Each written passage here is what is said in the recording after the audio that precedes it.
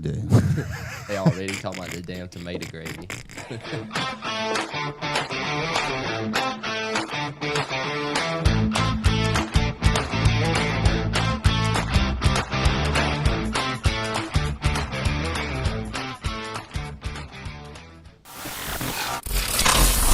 Ooh, first on the screen, guess who it is? I'm sure you put your ugly mug up No, there first. no, even better.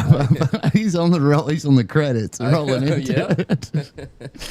Oh, I good don't know morning. how I managed that. How's everybody doing?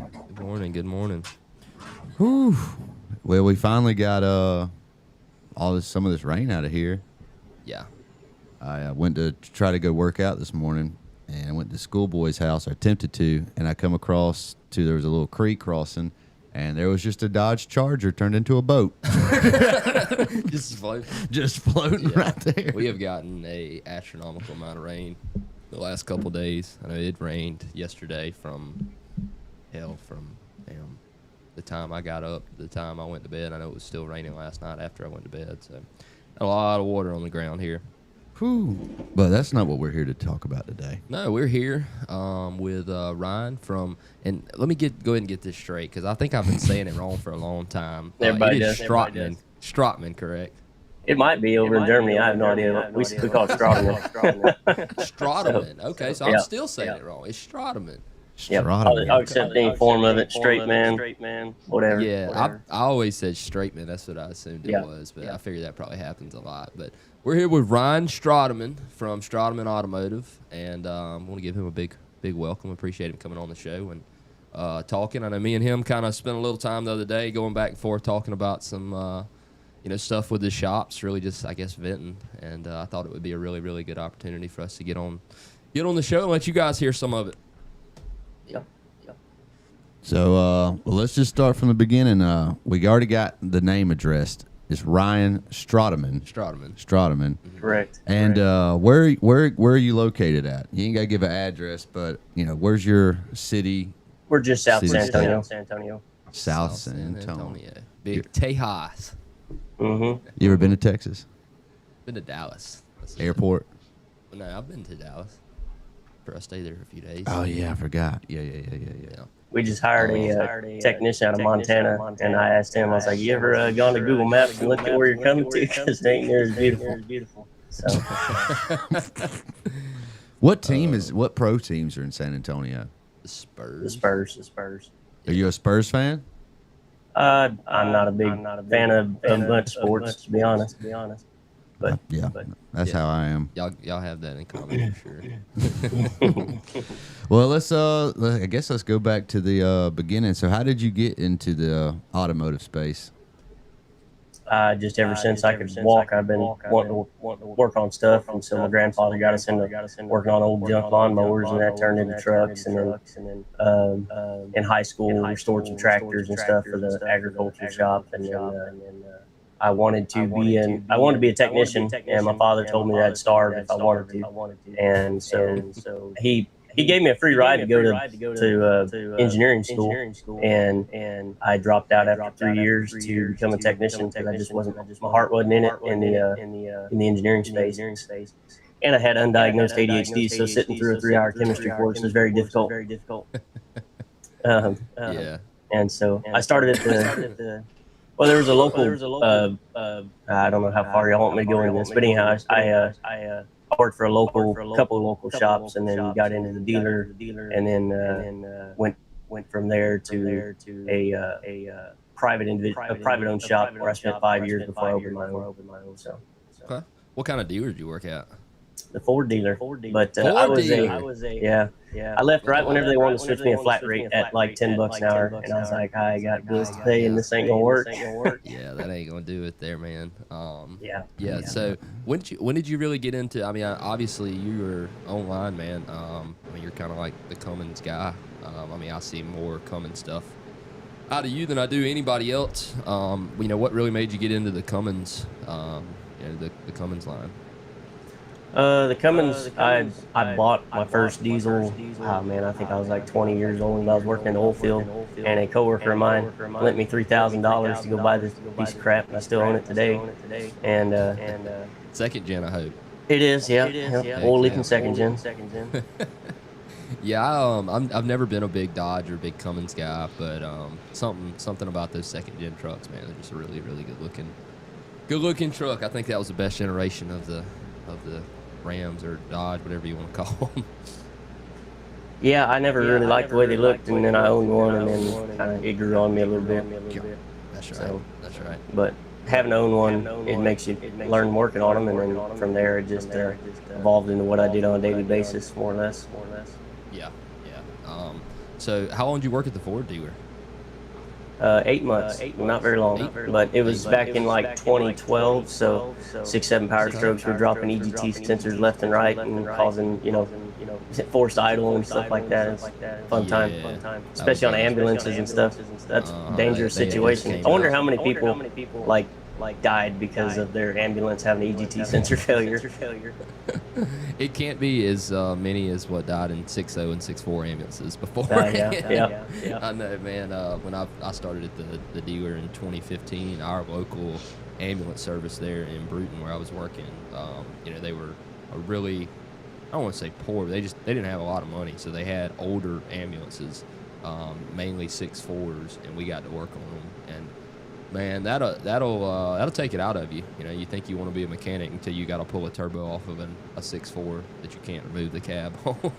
It makes your life hell, for sure, man. But you said you worked in a independent shop after that for about 5 years. What kind of independent shop was it? Like a diesel shop? Yeah. Gotcha. I just sent Colton a text. I can hear myself, and it's definitely screwing with my ability. All right. Well, they got an echo on the stream. We ain't got an echo on our end. I'm trying to figure that out right now. Okay. Perfect. Don't know. Just get you a notepad and you can write down and hold it up to the screen. We'll just read it all. Dang, that is really. I worked at Texas Complete Truck Center for 5 years, and we worked on everything from Duramax, PowerStroke, Cummins, and I was kind of the guy that did everything there. When it come to one day, I'd be working on a brand new truck, and the next day it was a '66 Ford Bronco with a Coyote swap or something like that. And then building roll cages and just all kinds of random things. That's right. So, I mean, I guess whenever you decided to leave the independent shop and start your own thing, was it just you? Yes. Yeah, I left by myself, and I had no helper. And it just, my wife was in college. And was that before or after the video? What video? Well, I mean, just before or after you started making videos?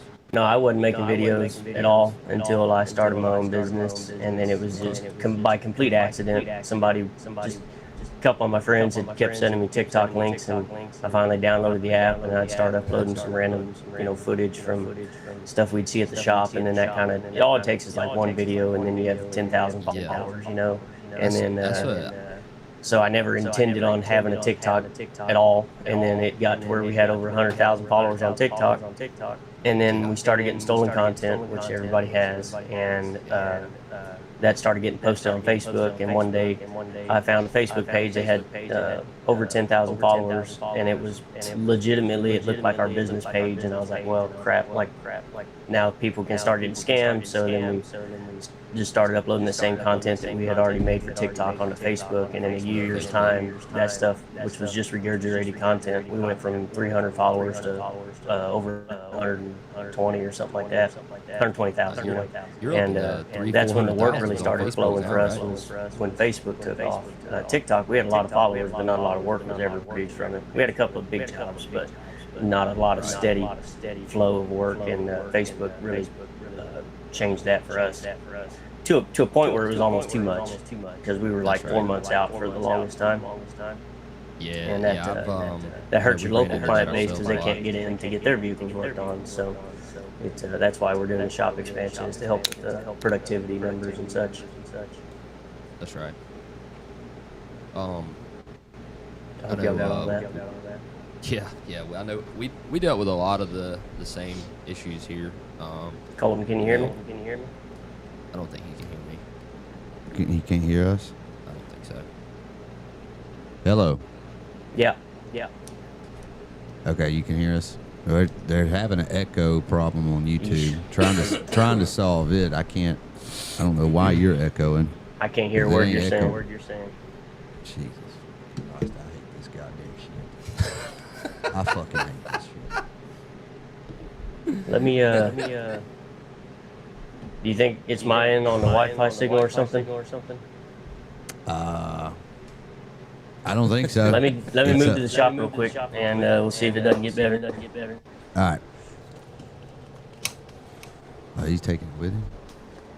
You want to restart the stream or something? I don't know why it's echoing on their end. We don't have any problems on our end. That's what I was saying. You think it's a YouTube issue? You want to restart the stream? Do you? I mean, I don't care. I don't want it to echo. I don't know what restarting the stream is going to do. I don't know if they can hear us. I am in the shop where we have the strongest Wi-Fi, and we got Starlink, so it should be good on my end. So, We're about to get a shop tour. Live. All right. Let's see if that fixes it I don't some. hear anything that y'all were saying. Oh, there it is.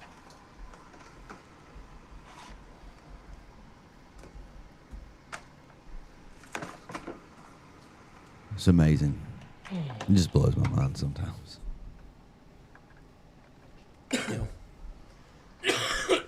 Beautiful technology. All right, well, we'll give this a shot. All right.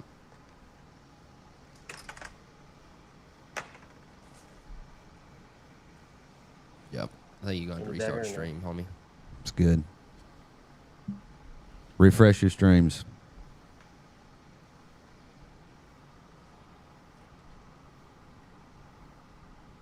Whew. Are y'all happy now? We fixed it. Is everybody Not happy? able to hear you. God damn. I swear to Sounds God. like breaking up. That sounds How about like now? Can you hear me now? Hello. Test run go perfect yesterday.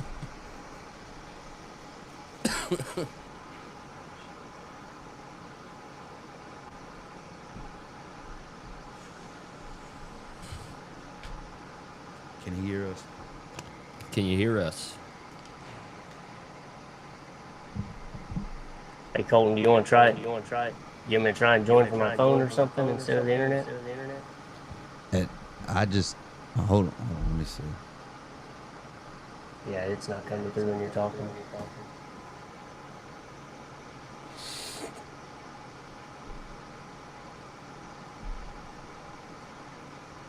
All right, you and Jake figure out something. I'll work on this with him. So, how was your day?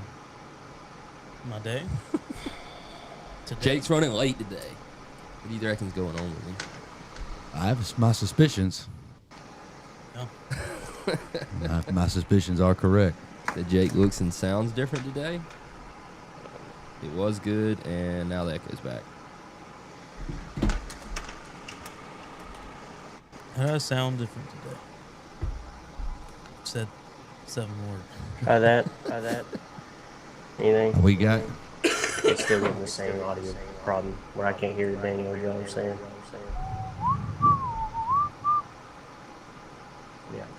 Yeah. Maybe I was trying to join from my phone instead. sure. You don't want to restart the stream? No, I don't. Okay. How about that? Okay.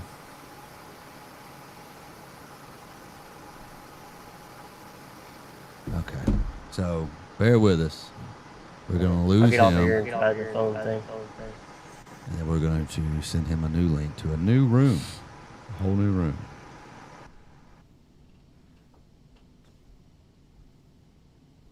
This. I think you need to just calm down a little bit. Woosah, it's going to be all right. These people ain't mad at you yet. They're not mad yet. Good morning, EcoBoost.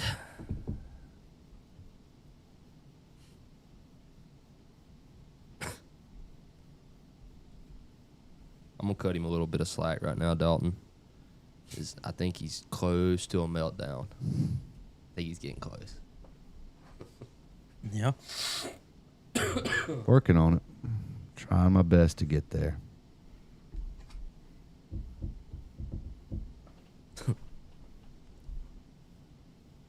I just don't understand. We don't have any problems on our end. And yet somehow the output is the problem. It's gonna be a 3-hour show today. Hell yeah, man. I'm getting a doctor. You cottonmouth? I didn't have time for one. Would you oversleep? Yeah, I set one alarm, but not the other one, I guess. Ain't what. That's unlike the Rattler to oversleep, man. He's usually up crack of dawn. Mm-hmm. You think that's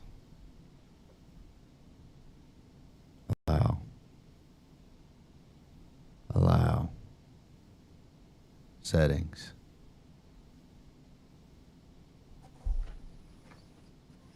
Hello. All right. Can y'all hear me now? Can you hear me? We got you. We got you. Yeah, I think it's something on y'all's end because I'm getting the same audio problem that I had before, but now on my phone. What are you having on your end? I don't think you can hear us. It blows my I mind. can hear you now, barely. All right, what about now? Hello. Hello. Hello. Hello. Hello. Hello. Hello. Hello. Hello. Hello. Hello. Hello. Hello. Hello. Hello. Hello.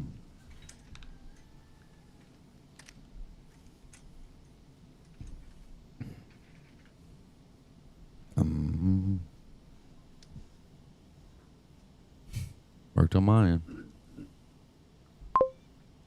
Can you hear that? Hello? Yeah, the audio is just not coming through on my end from y'all. Let's see. I think we may have a technical advisor coming on. I don't know what the fucking problem could be. The hell is so funny to you? You. Team I like viewer. seeing you get worked up. Download team viewer. What the hell?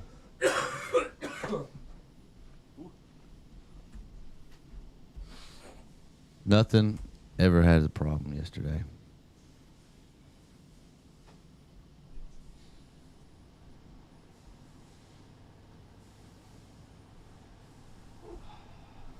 I don't know. We may have to redo this whole thing.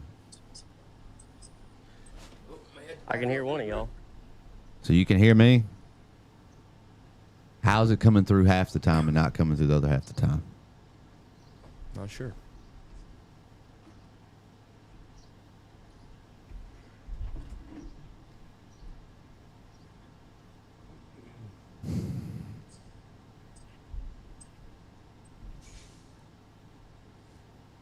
Da-dum, da-dum, da-dum, da-dum, da-dum.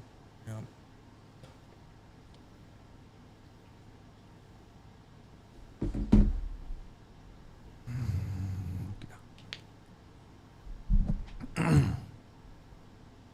Dun-up, dun-up, dun-up, dun-up, dun-up, dun-up, dun-up.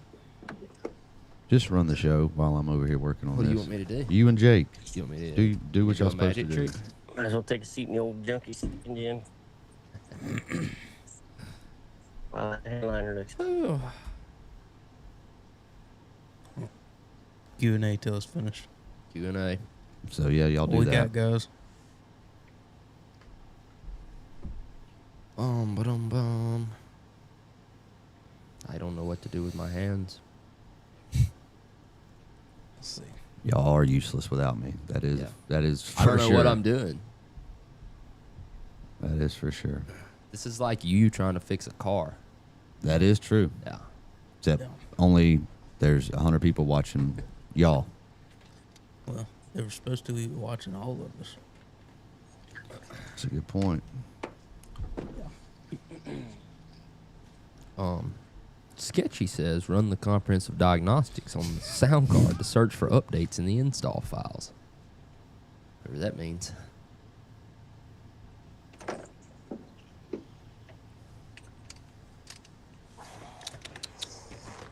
Your opinion on the 84 millimeter torque storm supercharger? Ricky, put your hands down.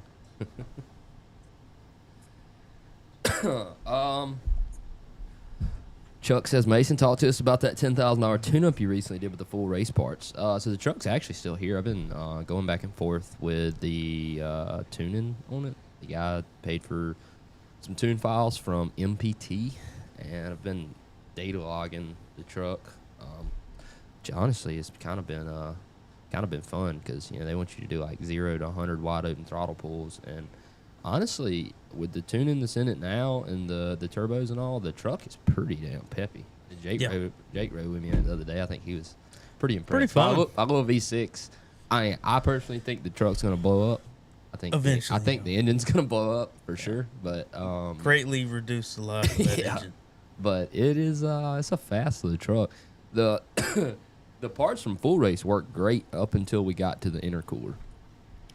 That intercooler does not fit like without some serious modification, which if you've seen the size of it, it would kind of make sense, but they kind of claim that it bolts in pretty easily when that was not the case. I mean, we had to notch the hood latch, we had to notch the core support, we had to notch the grill itself just to get the intercooler to fit. But we did get it all back together. It's been done for a couple weeks. Now. Just been going back and forth with it tuning. This is that little torque storm supercharger. I've never heard of torque storm before. Oh, what? Torque storm. That sounds cool. Torque storm.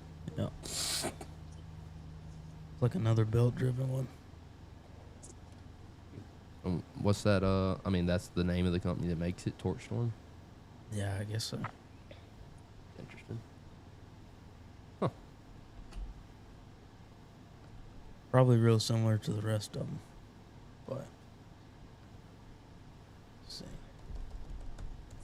see. Cam says, Mason, Jake, give me a rundown of the cylinder deactivation in the 5.0, the mechanical advantage of Ford's design over the competition. So you'll know something funny, Cam, is like we actually shot that video. We didn't just make that up, the video that you picked. So we shot what is probably like a 6 to 7 minute talking head of me going through some points about that. The only reason we haven't posted it is because we don't have any footage of the the actual internals of a Gen 4. And I don't know, we tried to source some online, but we just haven't found anything that like was very good. So we haven't posted it just because I feel like the video sucks without having some kind of visual explanation of what the hell I'm actually talking about. And unfortunately, we have not taken apart a Gen 4 yet. I mean, I've seen pictures of what they look like, but that's about it. But I will say that, that's a very good thing. They've been out since 2021 now, so 5 years, and we haven't seen one failure with anything on the Gen 4, really.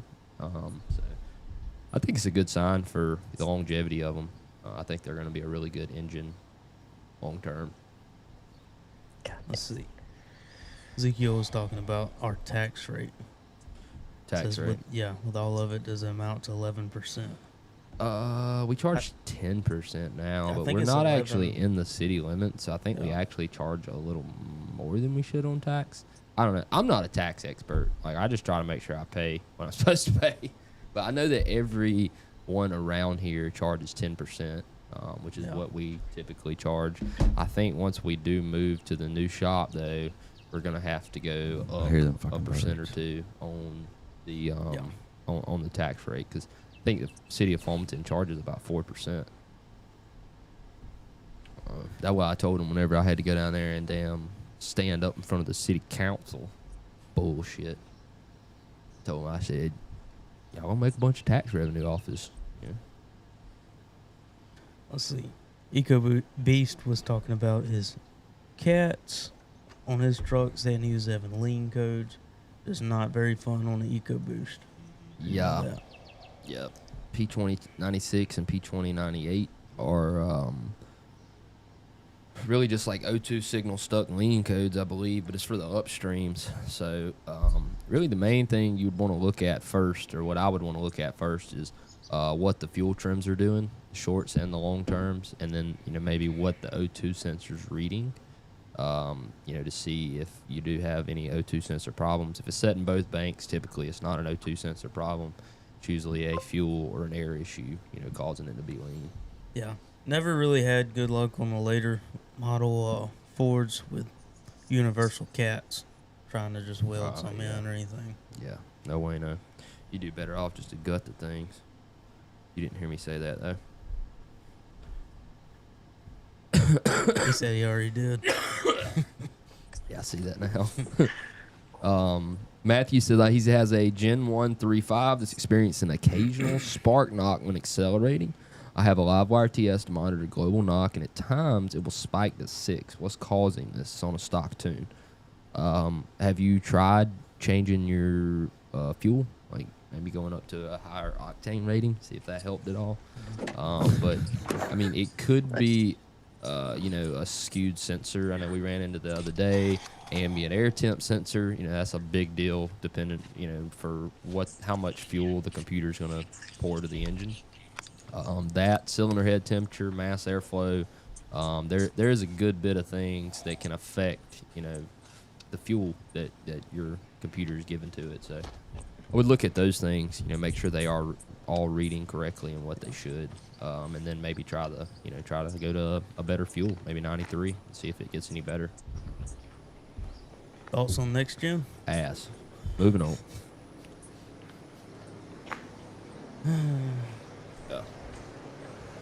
Yeah, I don't even really want to get started on that. Not today. Don't seem like today.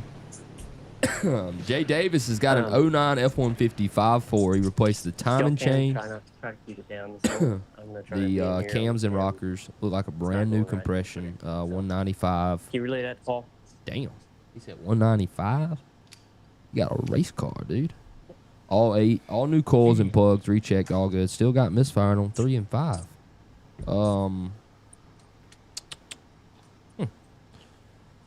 It's an interesting one. So, I mean, first off, really not a lot that it comes to mind right off. I mean, I know you say you recheck your plugs and your coils, but and that's usually my first step is even if I just replace the spark plugs and the coils, I don't trust parts.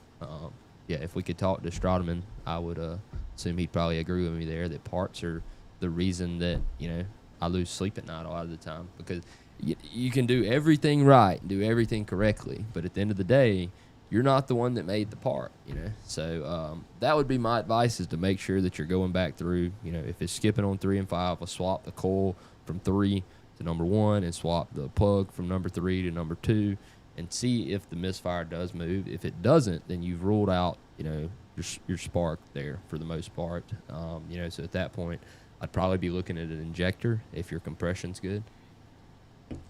The only other thing I could think of is maybe do a running compression test. It should be about 75, 80 PSI with the engine running. Because sometimes you can have a valve train problem that'll cause a misfire that won't necessarily show up on a compression test. Being there's 2 intake valves and 2 exhaust valves, if you had an issue with an exhaust valve not opening all the way or something, not able to get all the air out, could definitely cause misfire. Made any headway over there, Slick? No?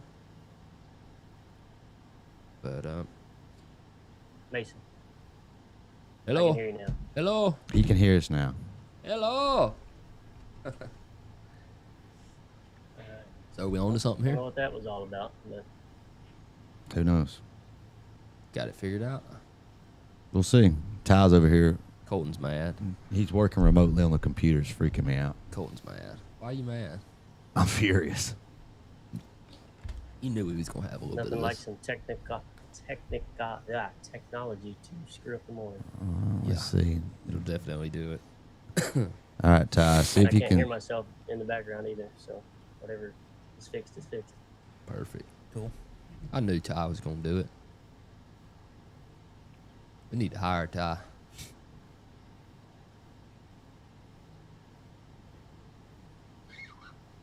You got it ready over there?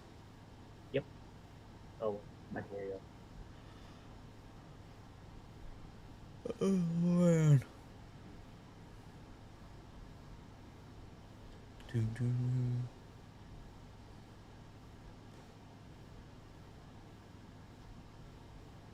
You good?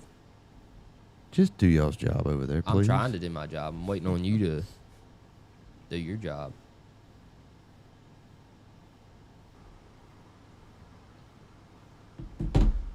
All right, see if that works. All right. Well, I don't really want to start all the way over, but I don't think a lot of folks out there was able to hear real good earlier. So if you didn't hear earlier, we're here today with Ryan Strateman. We're going to get that correct because I've been saying it wrong for a long time. I know we talked a little bit earlier about kind of what got Ryan here into the business. Said he worked at a Ford dealer, then an independent truck shop for about 5 years before kind of starting his own thing, and started making TikTok videos, and I think that's about where we kind of cut out. I know he's talking about moving your content over to Facebook, and I know I've talked about it a lot. It doesn't take much when you start making videos. If you ever get somebody to push you kind of over that edge of making that first one, you make a few of them and you just have that one video that just catches a little bit of traction. It's kind of like a drug, or at least it was to me. I know it was very addicting, to have a lot of people watching your videos. It's something I really enjoyed when I first started out. It kind of motivates you to want to make more videos. I don't know if you had the same experience with, you starting out, but I know it was very, very addicting for me whenever I first did. Yeah, whenever I first started out, like I said, it wasn't intentional for us to gain any followers at all. It was just uploading a couple of videos I thought were funny, and then before I knew it, I had 10,000 followers. And then at that point, it started. You can make a little bit of money on it. Was the main motivation for me.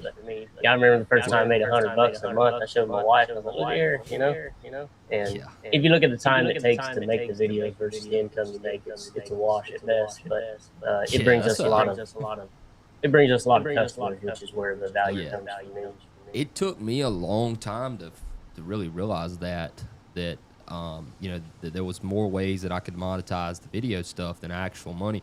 Because I feel like, man, I'm sure you get the question all the time too. People ask me, do you really make money off that stuff? I'm like, yeah, a little bit. I feel like people just think that you're making hundreds and hundreds of thousands of dollars a year off making videos, but at the end of the day, for the time it takes to make them and all the effort you have to put in, like you said, I mean, you're doing really good just to wash out, I feel like. Yeah, if I'm filming a differential build video, it doubles the time it takes, if not more, to do that job. So where I could be efficient and get 2 of them done, now I got just one done, and then I got another 40 hours of editing and get that video out there. Yeah, dude. I don't know. I've been watching your stuff for quite a while, man. Like I said, I don't want to sound like a fanboy, but I've really enjoyed a lot of the stuff. I know I've learned several things from watching your video, like the trick where you put the bolt and the ratchet on the bolt of the carrier, roll the pinion to slide it out. Man, you know how long I have struggled trying to get carriers back out with a pry bar, and I just was watching one of your differential rebuild videos one night and stumbled across that, and I was like, man, I have been killing myself all this time, and just an easy little trick there. So I know not only from myself, but I'm sure a lot of people out there definitely appreciate all the information that you put out. Yeah, and a lot of people, I didn't know what kind of videos we actually made until we had somebody reach out about making like an installation video on a product for like Blendor USA. And I was like, oh, that won't be no problem. I'll just, but no, our videos are far from like a step-by-step, thing where it's like you can just follow this entire video and, fix your truck. And for me, our content's more about just like showing people how we like to make the repair the correct way. Yeah. We kind of try to do the same thing here. I know when I started out, it was kind of just the idea was just to, make videos about common issues I was seeing a lot at the dealership. I always had a lot of people asking me, friends, family, things, asking me as soon as they found out I worked for Ford. They had 100 questions about their F-150. And I don't know, man, it really, really, really took off. I know you've been doing extremely well on Facebook here the last year or two. How many followers are you up to on Facebook now? 225, up from 225, man. like we started with 300 2 years ago. So That's right. And do you run? So you do the Strateman Automotive page. Do you completely run that yourself, or do you have any help there? I run it all myself. My brother used to post on our page, like because he made videos for YouTube. That's where he started with no intention of gaining any followers. Now he's got 100,000 on YouTube, which is amazing. That's right. But so he would take those same videos and he would just post it on our Facebook, and so now people are like confused because they see his videos and my videos on our Facebook page. And I finally convinced him to get his own Technician Red Facebook page, and it's done well for him. That's right. I was like, dude, you already made the content. Just post it. Post it on it. Yeah. I started out on YouTube myself, and after I don't know, probably 10 months to a year, somewhere in there, I kind of figured out that I could just take the same exact videos and post them on Instagram and Facebook and TikTok, just to try to get more exposure. But I definitely understand what you're saying about it confusing, because I was kind of a little bit confused there for quite a while, because I'd seen your brother's videos, and then, I'd seen your videos, and I just didn't really put two and two together until here pretty recently. I think I heard you mention my brother Paul in a video. To be the bearer of bad news clicked. that I have lost y'all again. It was temporarily there. Your audio cut out. You're talking about seeing Paul's videos. Yep. Yeah, no, I was just saying that I didn't put two and two together that you and Paul were actually brothers until here pretty recently. Yeah, whenever I first opened my shop, I would call the auto parts store to order parts, and they would send them to Paul's shop because we sounded identical on the phone. So, y'all do sound a lot alike. I know you ain't never had the long hair like Paul. Nope. But somehow people still visually confuse us. I have no idea. Yes, there's a big difference there. He's got some hair, man. Yeah. Oh man. How many employees do y'all have now? 7 total. Okay. I don't know how Paul keeps his hair out of the creeper wheels, by the way. That was the worst. 100%. Yeah, that was the one thing that had me cutting my hair whenever it got extremely long. It don't take very many times of it getting rolled up in a creeper wheel for you to cut it off. That's miserable. Yeah, we got 7 employees now. Yeah, I can. No, you.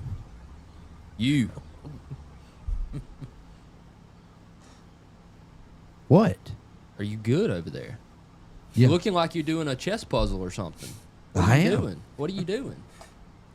I don't know if you're reading the comments, but yeah, it's sounding like they're listening Still to it. echoing? Yeah. And then it'd be fine. I don't know. So it goes in and out. It's out of, as far as I know. Ty's trying to help me figure it out, but everything is set up perfect. Daniel said that signal's bouncing off from Texas windmills out there, man. Something. You reckon? I don't know. It's something. Y'all are. There's no way my mic is picking up this headphones I'm wearing. So It's just been one thing after another this morning. Yeah. How long ago was it that you started to do the 3D printing on stuff? about a year ago, I bought one because a friend of mine, Jonathan Rios, talked me into it, and he's like, man, once you own one, you're gonna wonder how you did without it. And sure enough, that's the case. I was printing stuff 5 minutes after I got it plugged in, and it's a definitely a handy tool to have around the shop. And once I created the files, it was just as easy as hit and print to get it out the door to customers. But then you got to have a whole website dedicated for online sales, and you got somebody ships the stuff out. Yeah, I know it's a real chore. We've started dabbling a good bit in online sales ourselves, and just don't really realize how much goes into it until you start doing it. I mean, it's like a full-time ordeal. Not only keeping up with new orders, but trying to make sure that things aren't getting out of hand. Old orders people want to return, right? People ordered the wrong part, and we got to figure out how to return it. So it's been a good bit of a learning curve. But talking about the 3D printing, did you have a whole lot of experience with Fusion prior to getting into the 3D printing? Have you used that before?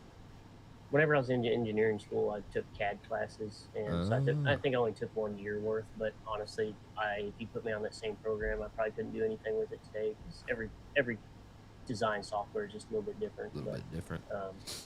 I'm not like a great 3D designer by any means. If you can use a dial caliper and a calculator, you can do what I can do. I would like to get a 3D scanner one day to be able to hopefully help me with the design process, but because right now I'm just manually measuring everything and then test fit. Yeah. So give a big shout out to Ty for fixing that. Super definitely chat. not shouting out Colton. Super chat for Ty. Y'all go follow him on YouTube, Facebook, Instagram. What's his? Is this the page he does it off of? Humbert Diesel Repair? Does he have another? It is Humbert Diesel Repair. Yeah. Go follow him on YouTube. I don't know. Talking about 3D printing stuff again, though. I know me and him. I talked to you a while back about what machine you were using, and we did purchase one. And I know he's taken a little bit of what was the classes you said you took? It was AutoCAD. AutoCAD classes. I have absolutely no experience, and I'm kind of a little bit of a dummy when it comes to computers and that sort of thing. But I know we've had a kind of a hard time like using Fusion. I feel like we haven't really put a whole lot of effort into it. But I know I got on there myself personally and played around with it, and like I just felt really overwhelmed really fast. I didn't know what the hell was going on. Yeah, they've moved everything over the past 8-10 years since I've had one of those classes. But if you can find it, it's all about the same. In my opinion, Fusion has the most like support on the internet because it's free to download, and so a lot of people use it. But my buddy Jonathan really held my hand on design work. I would get in the bind and like, dude, I can't figure this out. He'd hop on a screen call with me and he'd figure it out, and I'd give him $100 for his time or something. I'm like, dude, I wouldn't be able to figure this out without you. It just ends up being something stupid, Yeah. Dang, I need me with that said, if y'all, hey, Jonathan, probably hop on a screen call with you. He's definitely a huge asset for me. Just a person I met on the internet, and really helpful. Yeah, that's awesome, man. So what with the 3D printing, I mean, what really made you start making the plug kits? I know we really like ours. We've used the hell out of them, man. Did y'all get that other set we sent y'all with the lower intake covers and yes, turbo pedestal? You had some extra, the turbo pedestal and all. That's super nice because I've seen a bunch of people say they dropped something down the turbo pedestal hole in their trucks. It's the scariest thing ever because when you have that turbo out and you're in there working, I mean, you can put rags in it, but it just still doesn't really seem like that would, completely rule out. And then I always worry myself about leaving the rags in. It seems like something you'd never do, but you're surprised how often it probably happens. Yeah, no, without a doubt. Like the 6.7 Cummins or 5.9s, when you pull the intake horn, you got that charge pipe just sitting there waiting for you to drop a socket or a nut or something down in it and destroy the engine. So I would stuff 8 or 10 rags down there, and I'm like, well, that doesn't really protect it, unless you put like a bag over it with a zip tie, and then you can't drop something in it. But, so it was just, I don't know, once I owned it, I knew I was going to be printing stuff. And so I started with the 5.9s and the 6.7s, and then just that we weren't stuffing rags down intakes and potentially, causing damage that way. And we released our first product, which I wouldn't have any online sales going for my wife. And then now we hired a good friend of ours named Sabrina that handles all of our online sales. And she does all the 3D printing for us now. But we sold so much product. I think we sold like $6,000 worth of 3D prints in like the first 2 days. And it was like, oh boy, we only have one printer.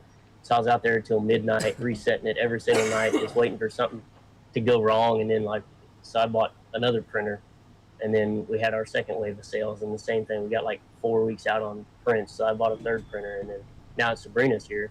I told her, I was like, print like 2 or 3 of every color of every kit that we sell. And just so we got, a little stockpile. That's right. And it's worked out nice having her to be able to manage that, and then having 3 printers that can run 24 hours a day. Yeah, it doesn't take much, I feel like, for stuff like that to get carried away. I know whenever our big online ordeal was whenever we started posting the videos about the newer crankcase filters, and we had just a wave of those things. I mean, we sold like a couple hundred of them within a few days, way more than we had in stock. And before we could even fill all the orders, they went on back order with Ford. Yeah. And that was a debacle, man, because Took we forever. tried to get with everybody and let them know that there's nothing we could do, and we could give them their money back if they wanted.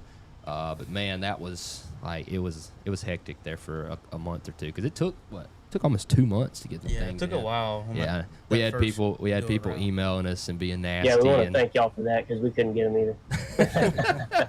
yeah, that's what the dude at Ford said. Like we posted that video and sold a bunch of them. He's like, I guess you broke the supply chain, because it was like nothing there for a while. But luckily they're back in It's stock funny how a now. video can do that. Yeah. Paul did that with foot powder on Amazon. Like, we use it for oil leak diagnosis, and so he posted a video and it went viral, and you couldn't buy it like a day later. And then I did a transfer case linkage video a month ago, and you still can't buy those damn things on Amazon. Wow. Wow, that's funny. crazy, man. So I know you touched on it a little bit earlier. You're talking about how you could be way more efficient if you weren't actually making videos. How big of a hindrance is that on you actually getting work done? Because I know myself here, it is can be a huge hindrance. I honestly, for the most part, really don't even make videos during the day. I usually wait till everybody's gone in the evening time to try to record things. Just interruptions are huge. It can be extremely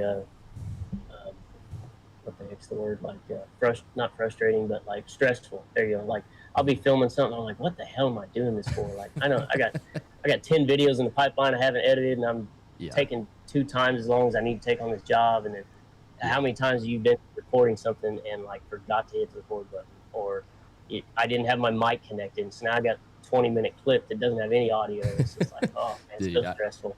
I can't tell you how many videos we've had to completely scrap because the audio didn't turn on, or the mic was muted, or like just something stupid. You record a 30-minute video and then it's all the birds are a real trash. problem for us. Like, it sounds like we have a damn bird sanctuary here, and so I'm gonna make war with these son of guns here after we get off the call. Damn aviary. I'm gonna spend like $5,000 on a scissor lift, and then the rest of my weekend fixing bird nest holes. But I don't even know, what was your? There was the ADHD that kicked in. What was your main question there related to the No, video? just talking about the the challenges with trying to film and actually still get work done. So at your shop you have now, do you have like a pretty decent office set up, like a place for customers to go, or can people kind of walk up in the Our shop? office, yeah, people can walk in the shop, but our office is only 12 by 15, and because I never thought we'd be bigger than a 3-bay shop, and so now that we're going to 9,000 square foot worth of shop from 3,500, we're going to build an office big enough for 3 service advisors, and Lacey and I are going to have our own upstairs offices, and we're going to have a dedicated 3D print room. It's actually part of the shop, because right now my 3D print stuff is in its own little building outside, and That's then right. we're going to have like a technician break room and stuff. But as far, like, I haven't turned wrenches full time since probably November. I joined a company called Shop Fix, which is not like a promotion for them, but they really changed my outlook on things. Because I always, whenever I joined, I told them I'm not going to hire a service advisor. I still want to turn wrenches in my shop, but I want to figure out why I'm not making any money. And then it's just like, the more I looked at it, it's like, okay, well, I'm the problem in this equation of I'm trying to be the service advisor, the social media guy, the parts, the mop man, everything. And so I just stepped out of the way and hired a seasoned parts advisor, not parts advisor, a seasoned advisor, and then Service. we hired a technician out of Montana, and then we hired another like C-Tech, and then we made Paul the shop foreman actually yesterday, so he just oversees everything, helps people with what they need, because he's not an hour turner. Like, Paul will never make more than like 20 hours a week, but he's the guy that if you got a problem, you give it to him and you know it'll be solved. Yeah. So, Yeah, he and seems not like to mention he's got about a seems like extremely $250,000 thorough guy. in tooling. Oh yeah, Like, that doesn't even scratch the surface. very, very thorough. Like, he don't, dude, you don't, this guy don't miss nothing. The brother? No. Yeah, Paul, Yeah. which is Technician Red. He's on YouTube, Facebook. Like I said, he's got really extremely long, like, hair, Red hair? like metal hair, like from like the 90s. Metal hair. Like, yeah, like what you'd expect, like 90s metal player. He's got the I mean, Yeah. I dig Yeah. it. I dig it. I like the long hair. Oh man, so I know. Yeah, super excited for you with the shop. Though I know we're kind of working on same kind of outlook ourselves, trying to build some more room. I mean, we work in an absolute dump. I know we've covered this with a lot of our viewers on here before. We quit the dealer. Me and him kind of got pissed off one day, and we're like, to hell with this. And we went home and had absolutely no plan, we just had our tools in a little bitty 1-car shop, and it didn't take but a couple Are months. y'all like a partnership? Yeah. I mean, me and him have been doing this together since what? About 22, 23? It's been a while. Yeah. Like I said, we went to the house and was just kind of working one at a time on them, and figured out really, really fast that wasn't going to work. So It was peaceful though. yeah, it was very nice there for a while, because it just sometimes, man, it can get overwhelming to the point where you ask yourself, like, why the hell am I even still? Why am I doing all this? Why am I trying to Yeah, take you on? could be a tech somewhere else and make almost 6 figures Right. pretty easy, Right. and no headache owning the business. And That's right. dealing with customers and stuff. Yeah, so I know a big problem here at this place for us is like we have absolutely no office, like no nothing. So constantly throughout the day, anybody that shows up, they walk right up in the shop, and it's been a big problem for me myself just trying to get work done because I mean when you get interrupted every 5 or 10 minutes, like it makes something impossible. It's when I feel like myself, I start making mistakes, start messing stuff up, I start losing bolts in my tools. Yeah. I get really frustrated. So I am beyond excited, at this new place that we're going to have an office and a fence with some employees only signs. What kind of fence are we gonna have? We was talking about that the You're other assuming day. that people can read. Yeah. Well, I figured if they can't read, hopefully they can't climb. They can't climb the fence. Which is nothing against any customers. Like I said, I really don't mind talking to people and interacting with people. It's just, I feel like there's a time where you just, you got to put your head down and get some stuff done, and it's impossible to do in our current situation. Yeah, that was one of the biggest things for me whenever I joined the Shop Fix program, was like, having to give up the technician portion of my life. I more or less just do like product review videos now, and like installation. Like I'll do the occasional video on something I find interesting, like a bent axle housing or something That's right. is just not run-of-the-mill stuff. But yeah, I don't even have a bay to myself right now. My techs are flat rate, and so I have 3 techs and 3 bays. Well, Paul, he's one of those techs, but he's not flat rate actually. But anyway, so I don't even have a bay to work on my own stuff now. So that we're really looking forward to getting this shop expansion built, and get some air conditioning too. The right? shop, it is going to be air conditioned, Oh, fully air man. conditioned. So the customers won't be able to walk in the shop unless they have a garage door opener. So that'll be. That'll be nice there, man. But we're a really low volume shop, and we're in the middle of nowhere. Like we are 10 miles from the nearest town, down a dead end road, and it's all farm country out here. So outside of my signage at the highway, you wouldn't know we're even out here. And so we really don't have a lot of people that just randomly stop by, or we're not a high volume shop, so we don't have a ton of customers here at the same time or anything. Right. Quality over quantity. I definitely respect that. As far as like diagnostic work, I mean, do you do a lot of, you said you don't really do a lot of wrenching anymore. Are you the one looking at a lot of the vehicles that come into the shop, or is that more of a Paul thing at this point? It's a Paul thing at the moment. That's actually what we dictated to him yesterday. It was like, dude, you're just going to handle all the diags for now. And on the simpler stuff, I want my technicians to grow in their skill set. And my dude from Montana, he can diagnose stuff by himself. But my C-Tech, he's still a little green. Right. And so we're just kind of have him and Paul kind of work hand in hand. I'll take the occasional job, but it can't be something that has a deadline, because I can't be relied upon to get stuff done in a timely manner. So with the new shop, did we lose him? No, I can. Okay. So with the new shop, I mean, what are some of your goals with this? I know you said you're going to get some more bays. Obviously, that's going to be a big improvement. But are you trying to up your workload, or are you pretty happy where you're at? We could make a killing out of the 3-bay shop we have and keep the overhead absolutely at the bottom, but I want my technicians to have something to look forward to. And so a pole barn that I welded together myself is not really like probably where somebody wants to work for the rest of their life. And so we're adding a total of 5 bays on this new shop with an in-ground chassis dyno, fully air conditioned, it's going to be nice. And so I just want to give them something to look forward to besides like, okay, well, I've capped, I'm making 100,000 a year here, but it's still Ryan's personal shop at his house kind of thing. Right. And so I want the shop to look more like a professional shop. So and, this shop is really close to your house too, correct? I could throw a tennis ball from my office and hit the window at the house. So yeah, Okay. I can't throw very far. And the new shop is going to be an extension of this one, right? So it'll be same spot. How do you Separate. I guess what I'm asking is because I've always worried myself about being like I don't think I would ever want to live where I work. I just worry about people, I see what they do here. I mean, they'll show up at 8:30 at night on a Sunday. Do you have a lot of issues with that now?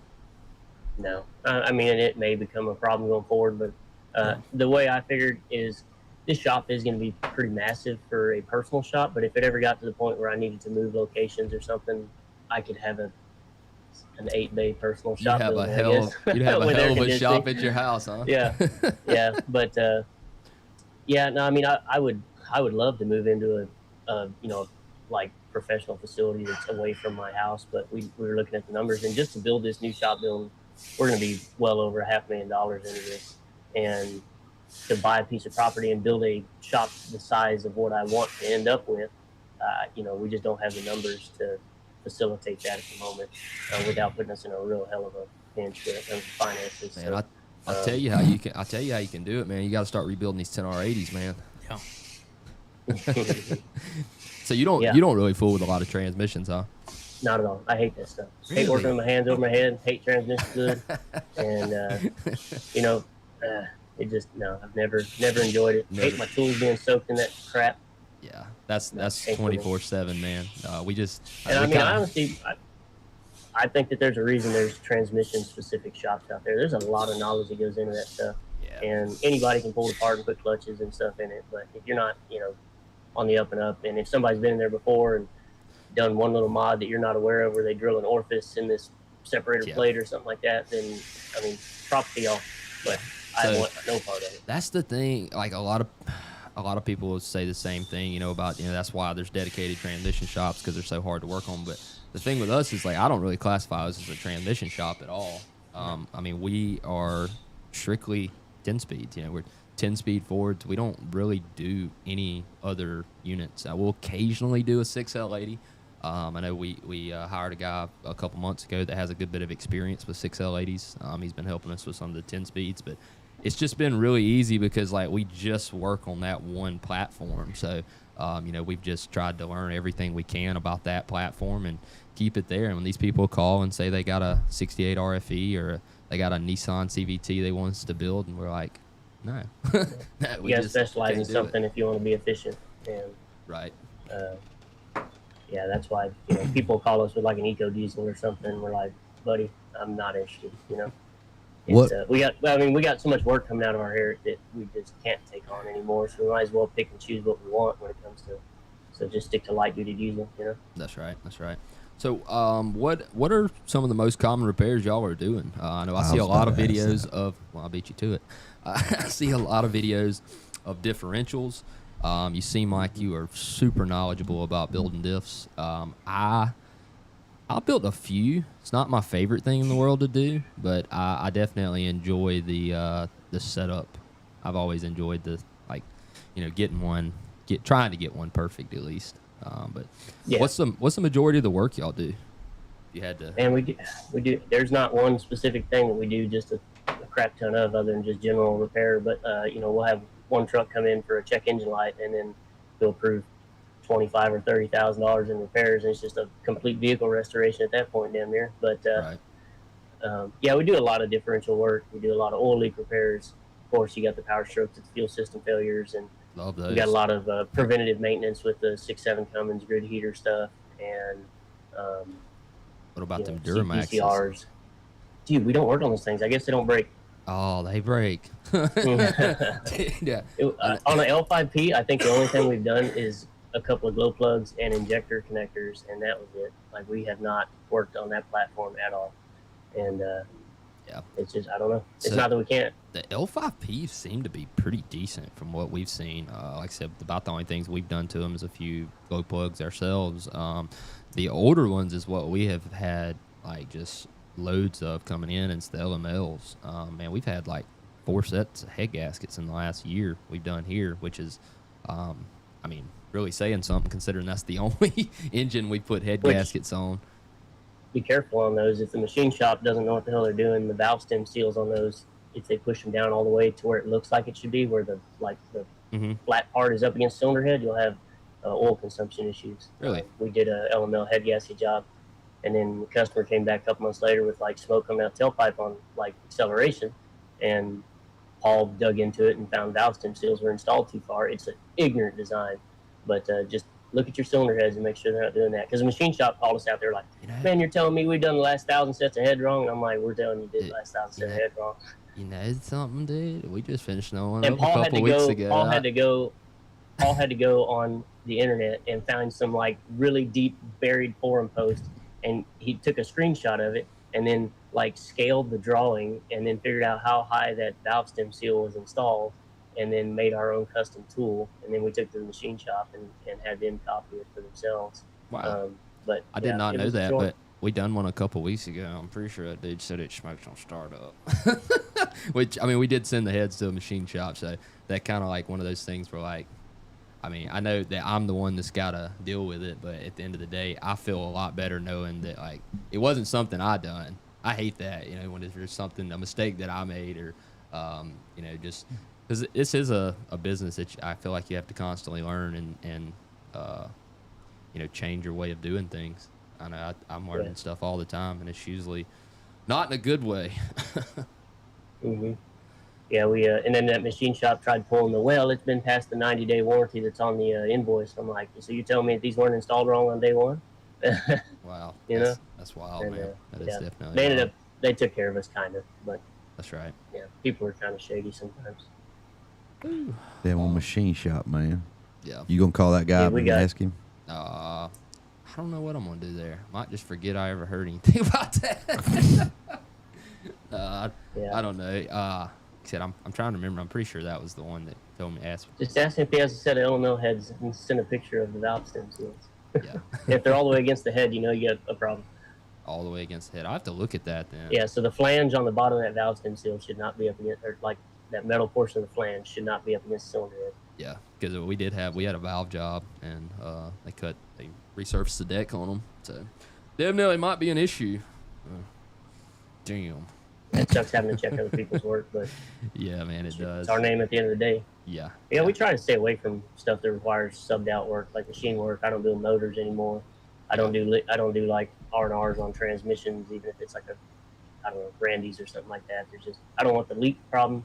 That's right. You know, just if I didn't build it, I don't want to install it. Yeah, I definitely understand. I know we get asked constantly about, you know, rebuilding motors. You know, somebody, I mean, it's like once a week I get an email about somebody with a 2005 F-150 with a 5.4 that wants to know if we'll rebuild their engine. And I guess a lot of people just don't understand that there's a lot more. I mean, what we can do is we can assemble an engine. You know, we don't have the tooling The necessary. capacity. We don't have the they wasn't Bandwidth. capacity. We don't have the bandwidth for that. Oh, dude, it's so time consuming too. Right. If you want to assemble a motor, like we even have to, you know, you got to measure all kinds of stuff that people Right. don't, you know, a lot of people can throw a motor together and pray, but to actually assemble one and make sure it's right, even for a factory application, is a very time consuming Yeah. process. That's why I like transmissions. Like, everybody always looks at transmissions like they're, you know, so difficult. Spaceship. I look at them like, you know, if I could pick between building an engine and building a transmission, like the engine's way harder because I've got way more things to measure. Whereas the transmission, all I gotta do is get the clutch clearance right, and we let her eat. He's got a Dalton, or Austin back there. Yeah, I hear you. He's got an Oh crap! There's Paul in the background. Can you all hear that? Oh, you're good, man. You're good. So something Hang on, else. one sec. Let me grab a drink. One sec. You're good, man. You're good. Hey, Paul, lay off the thing, please. That's funny, man. What'd you do to Jake? He's in a bad way. Yeah. Paul using a cool gasket scraper he did a video on, but it's very loud. Paul, I think Paul goes home and just researches the craziest, most expensive tools he can buy. He bought a $3,500 SKF bearing induction heater. We can use it to put a Dana 80 ring gear on in like 5 minutes versus we were using an oven before, which took over an hour to get it up to temperature. Mm-hmm. Like carrier bearings on a drive shaft, dude, you can put it on in like 20 seconds. It's amazing. Really? Is it? Yeah, no more pounding carrier bearings on. I guess over time, then it'll probably pay itself off. It's a hard trigger to pull though. $3,500 for something to heat up bearings with. That's a difficult one for sure, man. So I know I talked about the most common repairs that you see, which you kind of said is a lot of everything. It's all over the place. A lot of different stuff. Now I have seen a lot of posts and videos from y'all recently, kind of stating that y'all weren't really looking for any more older vehicles to add to your customer base. And I kind of wanted to touch on that. These are reasons why. Because we've had to do the same thing with a lot of stuff. We still take in probably more junk than what we should, the 90s model F-250s and stuff like that. Just because I kind of do have a little bit of a passion for them. I like those old trucks, but I know we're probably running into the same issues you are. Every one of them is like. I'll turn my camera here. You'll see that in the background is a antique brake lathe. Paul bought that because we did drums on a Dana 80, and all of them were 50 thou out around. And then a lot of them were over a pound cast wrong, so it would create a tire vibration. And so to do one brake job that we quoted at 4 hours, it took us, we probably had 30 hours in that brake job. I actually watched that. I actually watched that video because, like I said, it was that antique brake lathe was really, really cool. And then I just bought a mill. We got 2 lathes. Like I have all this special tooling just to work on older trucks. We had a good customer of ours that spent $20,000 on a 06 Silverado that he bought. We did everything on this thing. Resealed the motor, did all kinds of work to it. And then one of the problems was the door lock switch was bad, so we put a new one in it. And a week later, the customer called and says, "Hey, my instrument cluster is like freaking out on this thing."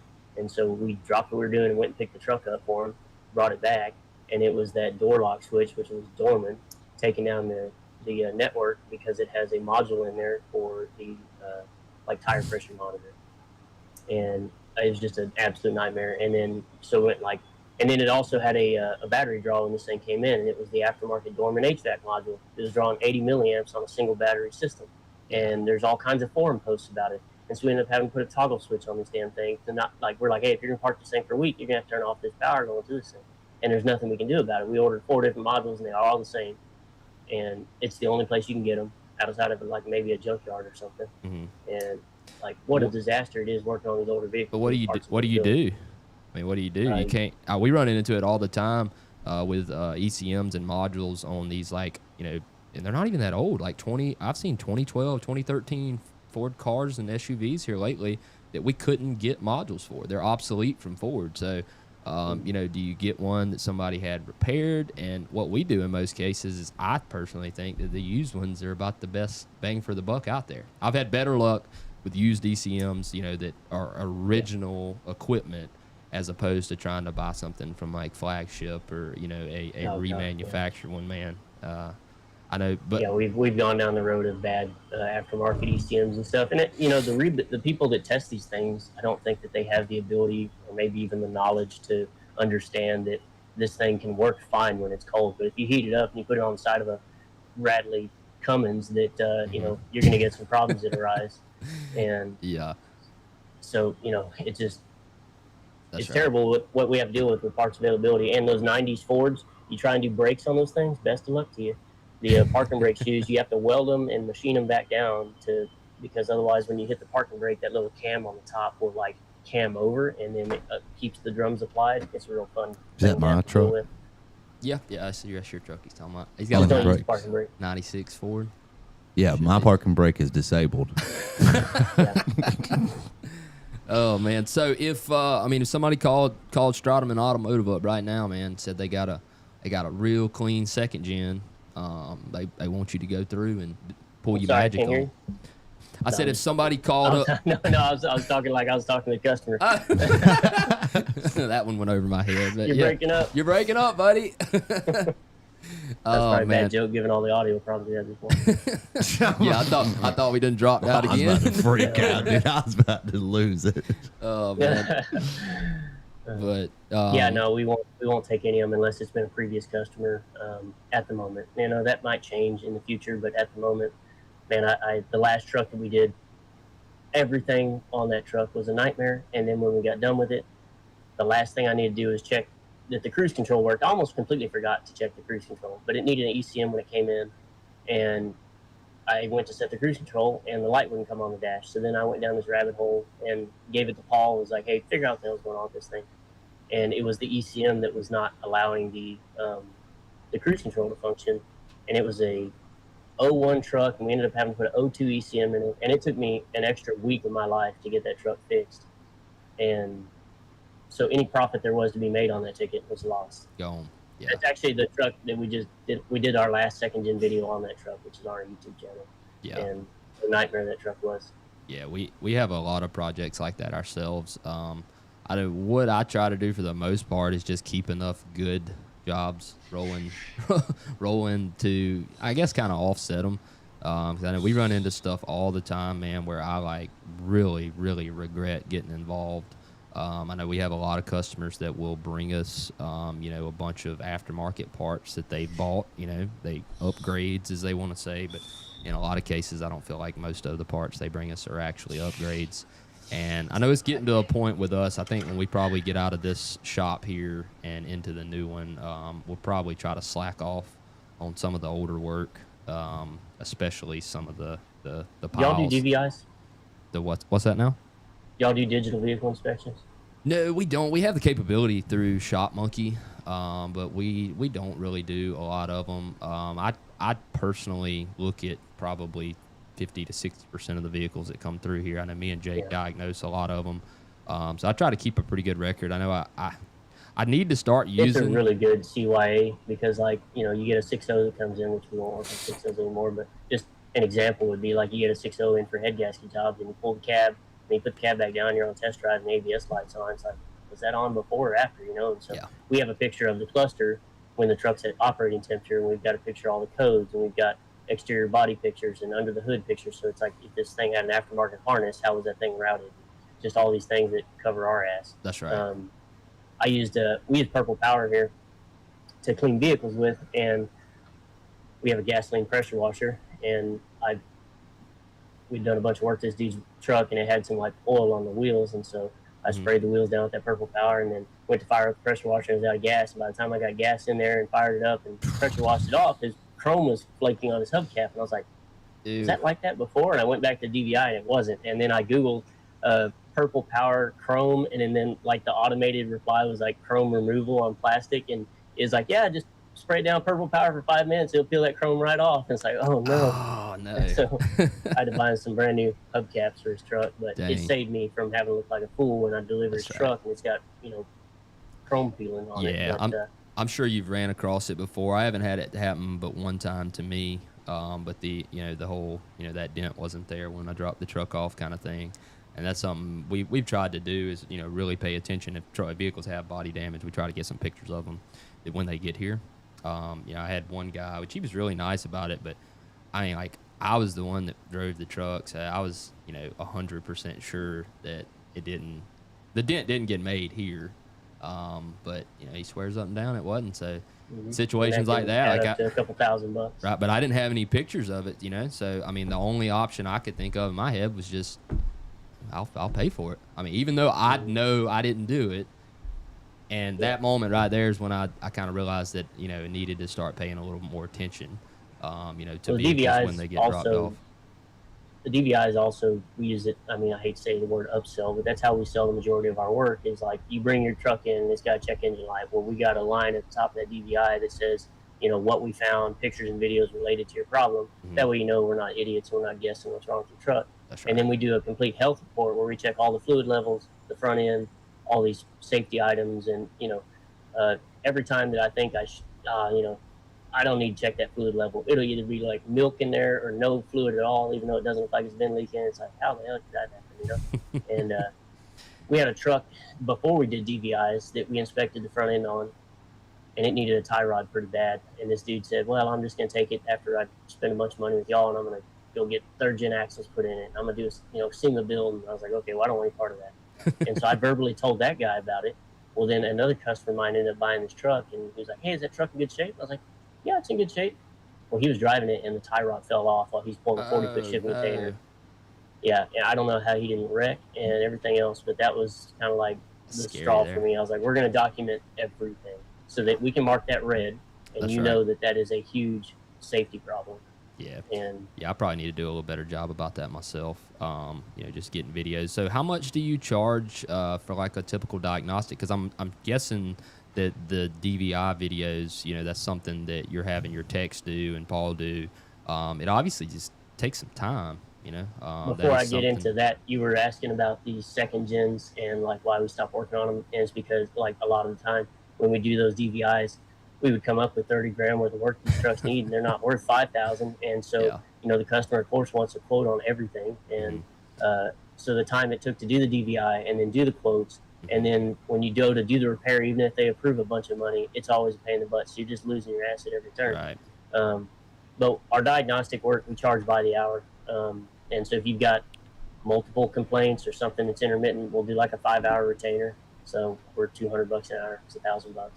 And I've never done the whole like 1 hour for a complaint. It's like, if you got an AC problem, it's going to require us to, do a visual inspection. Then we got to recover the refrigerant. Then we got to, pressurize the system with CO2. Paul's got a $5,000 CO2 sniffer that we use. Right. Those tools they don't pay for themselves, Yeah. And so we charge like 2 hours for an AC inspection most times if they're out of refrigerant. And if we don't use all that time, then we'll try to just be fair to the customer. Huh? Yeah. I got you. And what are y'all charging an hour? You said We're 200 now. 200. That's the same thing we charge, man. And said I know we've went up a few times, and I'm sure you've kind of realized this, that like I didn't really want to go up on the labor rate because I felt like we were at a good spot, but the issue we kept running into is we just physically could not do all the work that we had here. So it was either we're going to start telling people no, or we're just going to have to go up on our price. And I felt like a supply and demand mindset was a little better way to tackle that issue. Just go up on the price until it balances out to a workload you like. Mm-hmm. Yeah, we started at $100 an hour, and really? Every time we went up, nobody ever complained. And it's not just trying to make the maximum amount of money. We got health insurance we're offering now, and retirement, and we're about to have a very expensive shop expansion project that we're taking care of, and all the tooling and subscriptions, and it's so expensive. Yeah. Even in this 3-bay shop, my overhead, excluding rent because I don't pay rent because I own the facility, is over $100,000 in just subscriptions and water bills and electric and stuff like that. It can't stop. That's what I say. It cannot stop. It's got to keep moving. Oh, man. Numbers have to make sense at the end of the day. If you want me to fix your car, I've got to be able to keep the doors open. That's right. So, with that kind of, mindset of, we just charge by the hour, if you have 7 issues you bring your vehicle in for, you're going to get charged accordingly, which I really like. Something we don't really do a whole lot here. I will charge extra from time to time, but I know I get shafted on diag fairly often. I spend a lot more time doing diagnosis than what we're actually making money off of. You don't have a lot of kickback from customers. I know. Not at all. It's part of the DVI. I mean, whenever they get that DVI, a lot of people are like, wow, like that, blew me out of the water with, how you showed how you came to the conclusion that you found. Yeah. Instead of them wanting to put a mass airflow sensor in it, we found that broken wire in the harness, and it took us an hour and a half to find it, but now you got 0 parts cost, That's right. That's right. Yeah. And people want us to waive the diag or something, which it doesn't happen often, but it's pretty easy to explain that, no, that's our most expensive time. Right. We're using the most expensive that's why you brought the vehicle and here. Skills and Yeah. Did you already ask him about how much has the social media changed with how many customers he has? Like, is it a good mix of local and online customers, or is it? I have not. Before we had social media. I operated the shop the first 2 years with almost no social media following, and it was all word of mouth. And before I started my shop, I'd been doing side work like every hungry technician that's not married would have. And so I had a client base of local clients, and that kept me busy for a while. But it was like every February we were slow, and I think that correlated to the San Antonio Rodeo every year. But that's another thing I can think. But it was, one time we might be 3 weeks out, and the next day we might be 2 days out, and it just wasn't very consistent.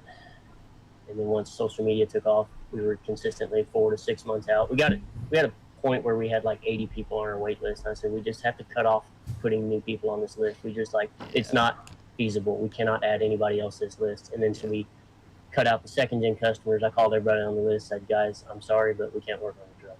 And that really took care of a lot of it. But then, dude, we got down to from 65 trucks down to like 20 on our wait list. I'm like, yeah, we're catching up. And then we had 3 trucks back to back that were like $35,000 bills. And so each one of those took several weeks. And then we were back to like 60 trucks on the wait list. I'm like, man.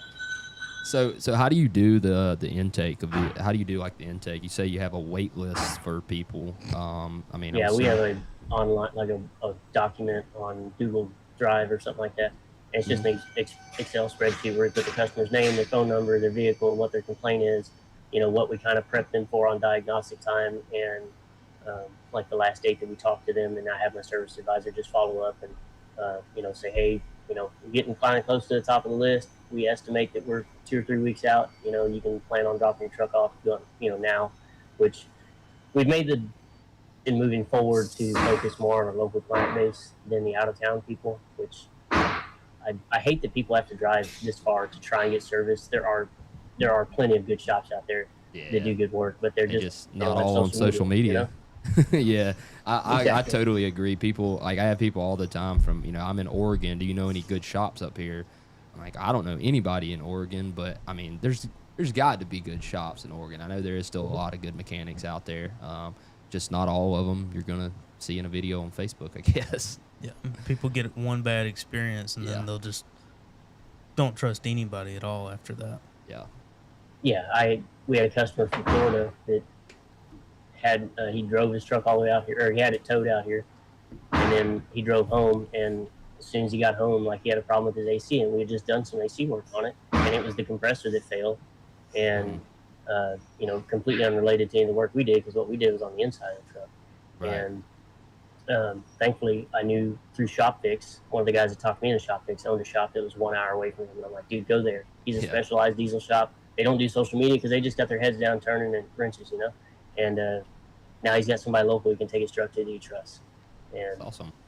being part of ShopFix, I do know a lot of good shops around the nation now, which is pretty cool. Yeah. So that if I have somebody, I'm like, do you really need to drive 30 hours to have your transfer case rebuilt, or can you take it here? Yeah, dude. I know. I've gotten better now just because we've done so many that I said, I guess you just kind of accept it. But we have built so many 10-speed transmissions of people that, they live 7-8+ hours away from here, and we offer, and I'm pretty adamant about it, a 2-year unlimited mile warranty. Like, when I tell these people for 2 years it's on me, I mean that. We haven't had a lot of problems. I've had 1 or 2 that, we've had issues with that I had to make arrangements for. I know I paid a couple of tow bills. I know I paid one that was very significant from South Carolina back over here, $1,000, and it was this one actually wasn't a transmission. It was a timing chain job, and we got it back, and the secondary tensioner that we had put in it had failed. It broke. And, if that background noise ends up getting too much, let me know. I'll move into the office or something. You're good. I think we're good now, huh? Okay. I'm used to it, baby. Yeah, you're used to it. All right. It is a repair shop.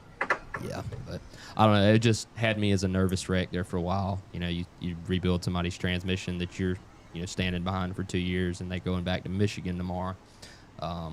It's not ideal, for if we have to do work to it again. But for the most part, we've done pretty well. Pretty well. Knock on wood. Knock on wood. Yeah, I always prep the out of town clients that are like more than 2 hours away from us. That look, I can do everything right in my power, and parts can still fail. Like I didn't manufacture the parts, That's and right. your 20-year-old truck, the parts are not still like OE stuff. And I can tell you, when I was working at the Ford dealer, there were brand new trucks with 0 miles on them that we had to pull in the shop because they were in derate mode because of like the def sender or something like that. And so if brand new stuff fails all the time, so I told them, look, I'm going to warranty it, but you're going to have to get the truck back to me. Unless it was something that we were just negligent on our install, then I will gladly pay somebody in your area to fix it. That's right. Or I'll fly out there myself or something. Yeah. That's definitely a big risk that we run by doing the out of town stuff. Yeah, it makes things a lot more difficult. I know I always get excited whenever I see like our local area code on people's tickets, because I'm like, at least I know if something goes wrong, it's within driving distance I can get to. But do you do anything with like the wrecker business? Do you have a tow truck, or do you do any kind of towing or transporting of vehicles? I feel like it's hard to be in this business and not do a little bit of transporting here and there. If I did that, my insurance bill would be north of $100,000, I'm sure. Man, my insurance lady's licking her lips right now. But yeah, I have no interest in that, just because that you would have to do it full time to justify it. At least from my insurance's perspective, I'm sure it would be an extra $20,000 or more a year, plus the cost of the machine and maintenance and all that stuff. So no, we have no interest in that. I got some good friends of mine that do hot shot work, and then I got a good friend of mine that owns a shop in town that's all they do is towing, so I give them all that business. Yeah, that's good. If you got somebody dependable, that you can count on to go get stuff. I know really the main reason that I kind of got into towing a little bit, which we have a wrecker now, but I had a big tilt trailer before that I bought, and my thinking behind it was that I was just nervous. If you do heavy repair like we do, it's really only a matter of time before something is going to go wrong. There's just really no way around that, I feel like. And I was, just always scared of having that customer that was going to break down, and then I had absolutely no way of going to get them. I hated depending on somebody else to transport them. So it's kind of what pushed me into it, but I see now that I'm going to have to put a lot of effort into that wrecker business to make it profitable, just because of what you said. The call, I just paid the insurance on it a couple of days ago, and it was astronomical. That thing really needs to be running. But haven't had a lot of time to spend or, to dedicate to it at the moment. I hope to hire somebody for that in the future. Are you going to SEMA? Was that a question for me? Yeah. Have you ever been? I haven't been, no. And I always say, oh, yeah, I plan on going next year, and then the shop's just never at a point where I can. But we've made some significant changes in the last 6 months after joining ShopFix that will allow me to go to do things like that I want to do, and potentially take the crew along with me. So, heck yeah, definitely a goal. We'll be out there this year. Last year was our first year going, and I loved it. Blast. I loved it. There was so much cool stuff. I'd always kind of had this idea of SEMA as being like just the show trucks that are 37 feet in the air, which is cool, but it's not really my thing per se. They are cool, but not really my thing. Seeing new products, dude, there is so much stuff. We didn't even get to see half the place. Probably, all the new tools are out. Cars, like any car you can imagine is going to be there. I was told that PRI was the better show to go to if you wanted to look at like tooling and stuff. I've heard that too, and we talked about going to the one in PRI. Indiana? Yeah, it was in Indianapolis or whatever this year, but it was like you said, we had just went to SEMA for like 3 or 4 days a month before PRI, so it was hard for me to shut the shop down again, might near it for us to go. So we might try PRI out this year, but I know I'm excited to go back to SEMA. Vegas is fun already. And they got car stuff too. If you like lifted trucks and the Fast and Furious. Dude, there's so many Fast and Furious cars out there, like exact identical, replicas of them. Really cool. But do you have a year on the vehicles that you just kind of stopped working it on? So I know a big thing that we ran into on a lot of the older vehicles is that somebody will come in for one thing, and then by the time you do that one thing, you ended up having to fix 10 other different things because the truck's actually 30-something years old. Just keep running. Yeah, so with the Dodge platform, it's 03 to current on the, or 03 or newer on the Dodge platform. on the GM platform after this last bought with the HVAC module and the door lock situation that cost us a week of our life. We are now 07 or 08 and newer. And then on the Ford platform, we will do 99 to 0373s, and then we pick back up in 2011. So I don't want any 60s. Oh, what? Hold up now. Hold up. No 60s or 64s? Not a chance. Dude, Nope. I don't Those trucks know. aren't worth fixing these days. I don't know. Yeah, I don't know what it is about this area, but there's so many 6-liters still on the road. And these, like, for some reason, I guess I've made a few videos on them, so it's my fault. But for some reason, people think that I am like a 6.0 whisperer. And I try to explain to them that these are like some of the hardest and most temperamental trucks in the world to work on. And like, there is no way of like diagnosing them without significantly removing a bunch of stuff. You got to tear it down almost every time to diagnose. And I have, how many times have you heard me say, this is it? This is going to be the last 6-liter in here. I'll get pissed off with it. And then I'll finally, get that one fixed. And then the next thing I know, there's 4 or 5 more out there. So one of these days I'm going to put my foot down. I've had at least 5 6.0 oil pressure sensors blow out like within 100 miles of putting them in, like brand new Motorcraft. Where you getting Motorcraft ones? Yeah, it's not the same supplier anymore, I don't think, for any of the 6.0 stuff. Yeah, so we went to where we just weld the fitting up, and then we ground the sensor wire, and it's like, well, your truck won't run without oil pressure, so it doesn't matter. But yeah, whenever you have a customer who just spent a bunch of money and then all their oil is now in their engine compartment instead of in the engine, it's kind of annoying. Yeah, the issue that I run into the most on the 6-liters is everyone I work on has been worked on by 9 or 10 different people by this point. So things aren't where they're supposed to be. There's bolts missing. Stripped. They're in the wrong place. The valve cover bolts are stripped out. Like, it's just constant headache with those things. But I don't know. I guess I do kind of like them. Yeah. I mean, they sound cool. That race truck we just got done with. What's that now? I said I like to network with the other shops in our area. I'm wearing one of their shirts, F-Bomb Diesel, out of Lavernia. And so I send that garbage to them. I'm like, these guys are the guys. They'll still work on them. These are the guys, man. So my old boss was 6.0. He did all, like, his heyday was 6-liter work, and so I send all that stuff to them as well. I got you. So why 99 to 0373s then? Do you just like those? No, just they're still decently reliable, and the parts are still okay. You can still get a lot of Motorcraft for them, and they don't have drum brakes, so pretty good. No OBS stuff though? No, the drum brakes for the straw that broke camel's back on those things. Those are if it's got drum brakes, I don't want it in my shop. Yeah, I respect that. I know we've kind of just done the old. We don't do brakes. I purposefully have made sure that I have not bought a brake lathe because I just really don't even want to get involved in it. We'll throw pads and rotors on for somebody every now and then, but I know we try. Yeah, this brake lathe just sits here unused, thankfully, because it's not like if you're gonna pay me $200 an hour to cut your rotors, then you might as well buy new ones. So the only reason we have this one is for truing up the drums, and then we decided to drop the platform that we needed it for, so now it just sits here and does nothing. Unless we were to have like a brand new, I don't know, like if we had a brake job where a caliper locked up and glazed a brand new rotor or something, maybe we'd use it then. I don't know. But yeah, it really sits there pretty well. I'm sure y'all will repurpose it for something eventually. We should probably start wearing ties merch when somebody brings 6.0 stuff up here. Yeah, that's what I'm gonna start doing. I think that's honestly a great idea, Ryan. Is like I know a few shops around here, man. I'm just gonna start sending all these junk 6-liters to them. That's a great idea. Have those Duramax. Y'all follow Bo Woody then? Yeah. I have seen a little bit of his stuff. That was actually who I believe your brother sent me to on the 6.7 crank gear tool that had a video kind of talking about that. Does his brother do a lot of the videos?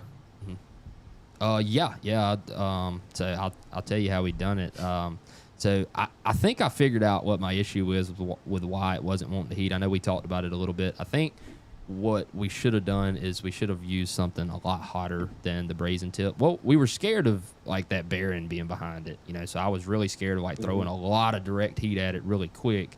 But I think that was the issue, is if we would have used something a little hotter that could have heated the gear up quicker, because at slowly rising it up, all the heat was transferred to the crank. But after looking at it a little more, Austin down here actually had the bright idea. He said, why don't we just take the cam gear off and turn it? And it didn't make much sense to me at first, but when we took the cam gear off, and the tool had it lined up, it was exactly one tooth off on the crank gear. So all we did was just take the cam gear off. We rotated the crank slightly back to where it needed to be, and then put the cam gear back on, and it was in time. I actually finished it up yesterday and drove it. It done awesome. We've had a couple of them that were like 5 or 6 teeth off that still ran, but the valves had ate into the pistons by like 30 thousandths of an inch. Oh, It still ran and drove. Like, just had check engine light and it was a little loud. that's crazy. So definitely pull an injector and look at the valves if you get a spun crank gear truck. Yeah. If we're more than like a couple teeth off, I would definitely be, suspect of the valves. We had one the other day that come in. It had a bad fuel system, and we went to doing the fuel system and noticed that it was definitely out of time. And we were just doing this one by looking at where the bolts were sitting, and the keyway is supposed to be at like 10:30, I believe, and the bolt's straight up and down, and this keyway was at like 6 o'clock. So I don't know how many teeth that one was off, but I think it was far enough off. We should have pulled some heads on it and seen how bad the damage actually was, but it was probably the worst one I've ever seen spun out of time, which the CP4 pump come out in 2 pieces, so that's obviously why it was spun. Yeah, that's Paul. Before, if we have a truck in for that, that code or like a fuel pump failure, he'll always scope the cam and crank signal and see how many teeth it is off potentially. Because if it just had a CP4 failure that catastrophically failed, it might not have set that code, because the engine died. So, and that's exactly the fuel system. That's exactly what we did on that truck that was one tooth off. It come in with the P0016 cam crank correlation, and I knew pretty much what was wrong with it, but it's hard to make a recommendation to a customer for a a very, very expensive job like that, without having some concrete evidence. So we hooked up an oscilloscope to it and another truck and compared them, and the oscilloscope said it was one tooth off, and it was right. So shout out oscilloscopes. Ryan, do you only work on diesels, or do you do gas burners? No, we'll work on gas. That's what Paul specialized in before he started working for us. And so, if we work on it, it's typically like an existing customer kind of thing. Because since we get to pick and choose what we work on, I don't want to have to learn the little nuances of a 2021 EcoBoost. It's got this TSB for whatever. But Paul will work on all that stuff. Yeah, I was curious if you did like, cars or any, Hyundais or Toyotas, if any of that came in there, would you take it on, or if you was just strictly in the full size plus truck market? If I look at your job history and the price tag has a couple of commas in it, I'll consider it. I got a 2001 Mitsubishi Eclipse I'd like to get my transmission serviced on. Yeah. I don't. It just, every platform. I like to specialize in the light duty diesel stuff because you just gotta stay in your lane, in my opinion. You're like us, man. You don't want to learn nothing new that you're never gonna do again. Like if I'm gonna learn something new, I want it to at least be something useful to me in the future. And learning how to work on Mitsubishi Eclipse is just not gonna be useful to me. I'll take as many 3.6 cam and lifter jobs as you can throw at me. Those are gravy. Or oil coolers on a 3.6. Those are great. Well, that's something though that you can see a future of being able to do those. So you learn it now. I feel like that's something. We've done a couple of those jobs here. It's something that's going to be around for a long time. Whereas like this one-off stuff is what really drives me nuts. I feel like, man, I got a one of a kind. You ain't never seen one you like this, Mason. You gonna want to work on this? No. Yeah, we got a customer that brought us a right-hand drive Land Cruiser from Japan, and like showroom quality build. And he's like, "Yeah, I went to turn on the interior lights, and I hit the sunroof button. It was already closed, and it broke the cables. And so then we had to like buy parts from Australia, and they came in, and they weren't any better. And so Paul had to come up with some custom TIG welded. We had to pay some machinist to build this bracket and all this stuff. It's crazy, but he is a good customer. There are lots of commas in his previous invoices for his other trucks that are just normal stuff. So yeah, more than happy to take that on them. Yeah, they whine and complain to me all the time about why are we even working on this? And I'm like, well, I mean, the guy's got like 4 other trucks with, he done $5,000 a piece on them in the last 6 months. So it's kind of hard for me to turn down this, so I definitely understand that. Jake would lose his mind. A right-hand drive Land Cruiser coming here, dude. He'd be blasting. Get that out of here! Yeah. Oh man. Yeah, So it was diesel, and it's pretty cool. yeah. Well, we've been doing this for a good hot minute now. I guess kind of change the subject a little bit. What kind of vehicles do you recommend to buy? I know we get questions email about somebody that's hunting a truck and they want to know what truck should they buy, and it's always a very, very hard question to answer because it really depends on the customer. But I'm sure that's a question that you get quite often as well in the diesel. The vast truck majority market. of people seem to need a $100,000 Platinum F350 to go to the grocery store and pull their single axle trailer. Like our grandparents didn't pull a 40-foot gooseneck with a small block Chevy or something. Yeah, we see a lot of and that so too. it's crazy how many people buy a truck that they really do not need. Yeah. But since we're strictly diesel and I don't have a lot of gasoline experience, I can't make a recommendation other than like the 5 liters seem like if I was going to buy a gas truck, I'd probably buy a 5-liter F-150, Right. And if I was going to buy a diesel, Cummins are by far the easiest to work on, but it doesn't mean that they don't break. Yeah. I guess, What do you think about the fifth the gen L5Ps. up stuff? oh, those are garbage. Yeah, that's what I've been saying too, man. They are trash. Well, you get Mopar electronics, which are trash, and then you get the hydraulic lifters, which are trash. So if I had to buy a brand new diesel truck, if I was going to trade it in every couple of years, I'd buy me a PowerStroke because they're just like factory rocket ships. But if I wasn't going to sell it, I would probably buy an L5P because they seem to be the most reliable of all of them. Yeah, they have been doing pretty well. The only downside I really say to the Duramax is that if I ever did have to actually work on it, I'd probably just get rid of it because they're just, man, they're not fun. Oh, yeah. They're not First fun time you at got to all. do a starter on an emissions intact LML, you'll be like, what the Yeah. hell's going on here? Dude, they're tough, man. They're tough. Yeah, I never So- worked on an LML in my life. Never done a starter, not a water pump, nothing. The first 2 that I did, I got thrown to the wolves and said, you're going to rebuild the motor. Oh, And man. so I got to, that was fun. Crack pistons? Yep. Yeah. And then probably a tune truck. one of them ended up dropping a valve seat after like 20,000 miles, but I'd already left the shop. But it wasn't my fault. I didn't build the heads. But Wow.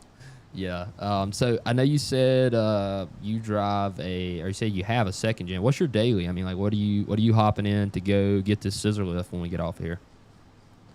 I had hooked up my square body to the gooseneck. It's actually sitting right over here, but it's triple digits down here, and it doesn't have AC, so I quickly abandoned that idea. Yeah. And my grandfather passed away. He gave me a 06 Silverado with like 150,000 miles on it, 6-liter 480 two-wheel drive. Oh, the best. And it's got the AC. best. It's got AC, and I put brand new tires on it, so I'm going to put a trailer, a 7-way. No, it doesn't have a trailer brake controller because it's never pulled anything in its life down there. So I'm going to hook on our 28-foot flatbed and put a little load on it today Heck yeah, with the man. AC blowing. So no newer vehicles though, huh? We have a 2024 Toyota 4Runner. That's the and wife's. That's the wife's ride, or you? Yeah.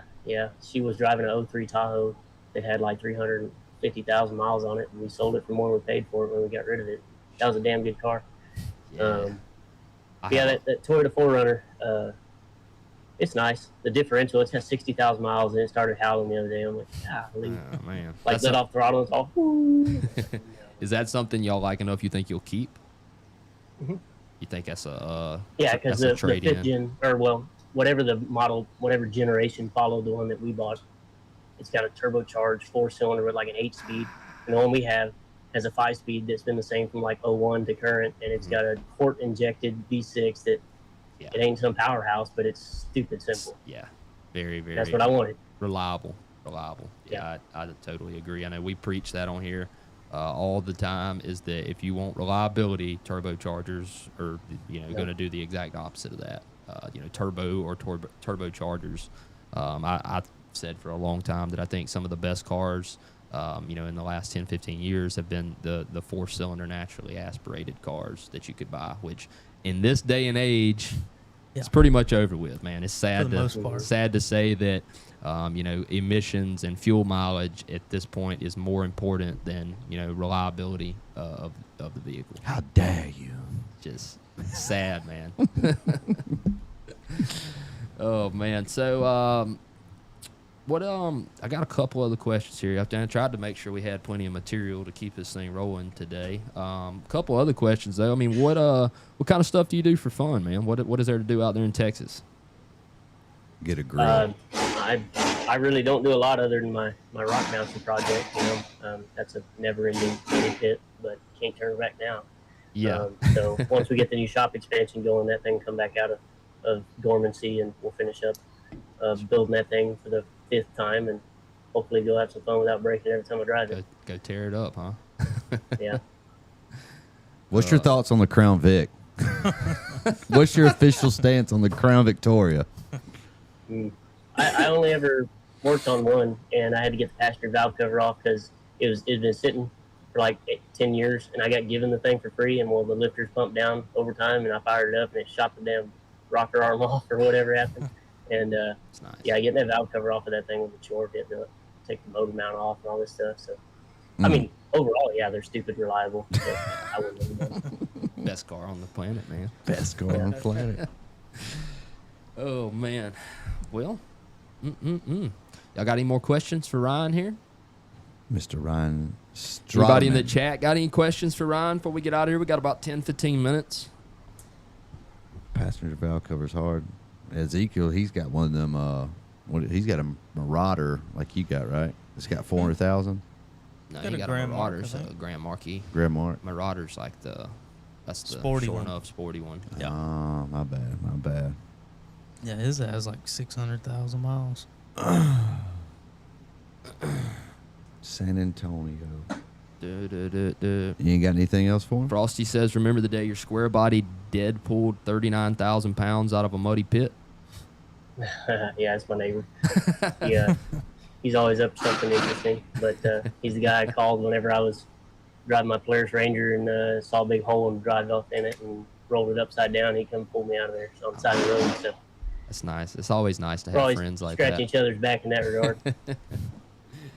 Oh man. So yeah, I guess about the last question I have on my sheet here, man, is what are your goals, and not really so much goals, but I mean, what do you think the future of Strateman Automotive looks like? Do you think you're going to start putting some more time and effort into the online retail with the print business, or are you trying to take on some more workload with working on cars? What's really your goals, and what do you see yourself doing? I've just accepted the fact that I have to focus on being a business owner and not a technician at this point in my business to be able to help the system grow and just make sure all the things are getting done that need to be done.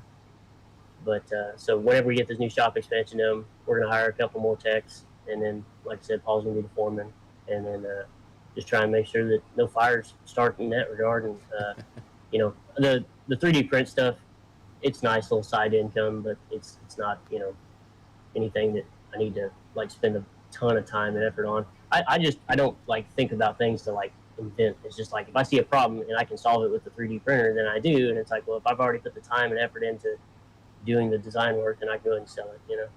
Yeah. And so I would like to get an L5P in and do some kits for those, but I haven't. Just don't work on them. So yeah, I understand for sure, man. But definitely very, very cool. I know that's me and him has talked about plug kits for years and years and years, dude. And he said very, very cool to see somebody actually doing it and providing them for us. Really, it was stressful coming up with it all, and then we shipped out 65 kits, and then my 3D print lady, whenever I gave her the 3D print task, she brought me 2 of the exact same plug, and she put them together, and she's like, "Why is this one bigger than this one?" And I was like, "That's really strange. I hope that's not a problem." And yeah, I don't know what happened. I must have laid on the keyboard when it was the final rendition, but we sent out a bunch of the throttle valve covers that were the wrong size, which is not something somebody traditionally uses, but we shipped them all out for free to fix that problem. Right. And so it ate into the margins, of course, but I just want to make sure that the product we're providing is what people paid for, because they're not cheap plugs, but it's also not cheap to manufacture. And that damn, the filament that you're using. I've looked at the pricing on that stuff. I know it's not cheap. You definitely have some cost into making them, and I'm sure all the time that you've spent, designing them. What's the wildest thing you've made with it? Like, what's the most unique thing, maybe not car related, that you've made with the printer? I made a wiener one time. Somebody specifically requested their plug kit have nothing but wieners on it, so I had to sit down and draw that up for them. That's great, dude. That's great. But no, I mean, like, I got AC flush tools. Like, I just built this one for a 2017 F250 because when you pull the expansion valve off, now if you need to flush the evaporator core, that thing's buried off in the dash, behind the firewall. And so we built that in like 10 minutes, and now we can flush it really easily without getting debris in it. That's nice. Are you selling the 6.7 PowerStroke? Are you selling the grommets for the fan clutches? Is that something you've added to the website? Yeah, we sell those it's the same exact fan clutch bushing for the Duramax, PowerStroke, and the Cummins. Oh, really? I didn't They know. use the exact same fan clutch. It's just a different connector. Didn't know that. We gotta order some of those. I can't tell you how many of those I've seen come in. We wasn't even down there. We threw like 4 or 5 of them in that last kit we sent y'all, I think, just so you can try them out. In there? I haven't even opened that. The one that we just got a couple days ago. Yeah. It's sitting on my box. I didn't even look out. We'll definitely check them out, though. We're going to try to make some more videos on the plug kits. I really like them. Like I said, I think it was a really, really good idea. I'm happy to see somebody doing it. And they look cool. Yeah, I mean, it's a very, very, very good idea. I think as time goes on, you'll be able to expand with that even so much more to other engines. I know, for us cam phaser changers, a 3.5 set would be super cool. Yeah. I know we have 3.5 It also takes is off regular. It's also a chore to know all the year breaks because every engine has one little thing that's different. Yeah. So it's frustrating. Yeah, I know what you mean there for sure. Figure out all those little nuances, It's like service kits online. Yeah. On those plug kits we sent y'all, they had those little M6 studs, they go into the intake. Y'all were talking about how hard it was to push those in. Mm-hmm. I come up with a good idea, and I was like, hey, the way we're going to quality control check these things is I chunked up a piece of bar stock in the lathe, and I tapped it with the M6 tap, and I was like, hey, I told my 3D print lady, hey, just make sure it slides down over all those, and you'll be good to go. Mm-hmm. And we quality control checked the ones that y'all got, and they fit through that die just perfect. But then we took a set of valve covers here and got them off a used engine, and it wouldn't fit at all. I was like, what the heck? They're the same exact stud size. Like, what is going on, But it's just that one little seam on the side where the printer, comes to a stop. And so it's like, it's frustrating because you think you have a good idea, and then have to post-process every single one of them. I've tried every single different design you can come up with, and it doesn't work consistently.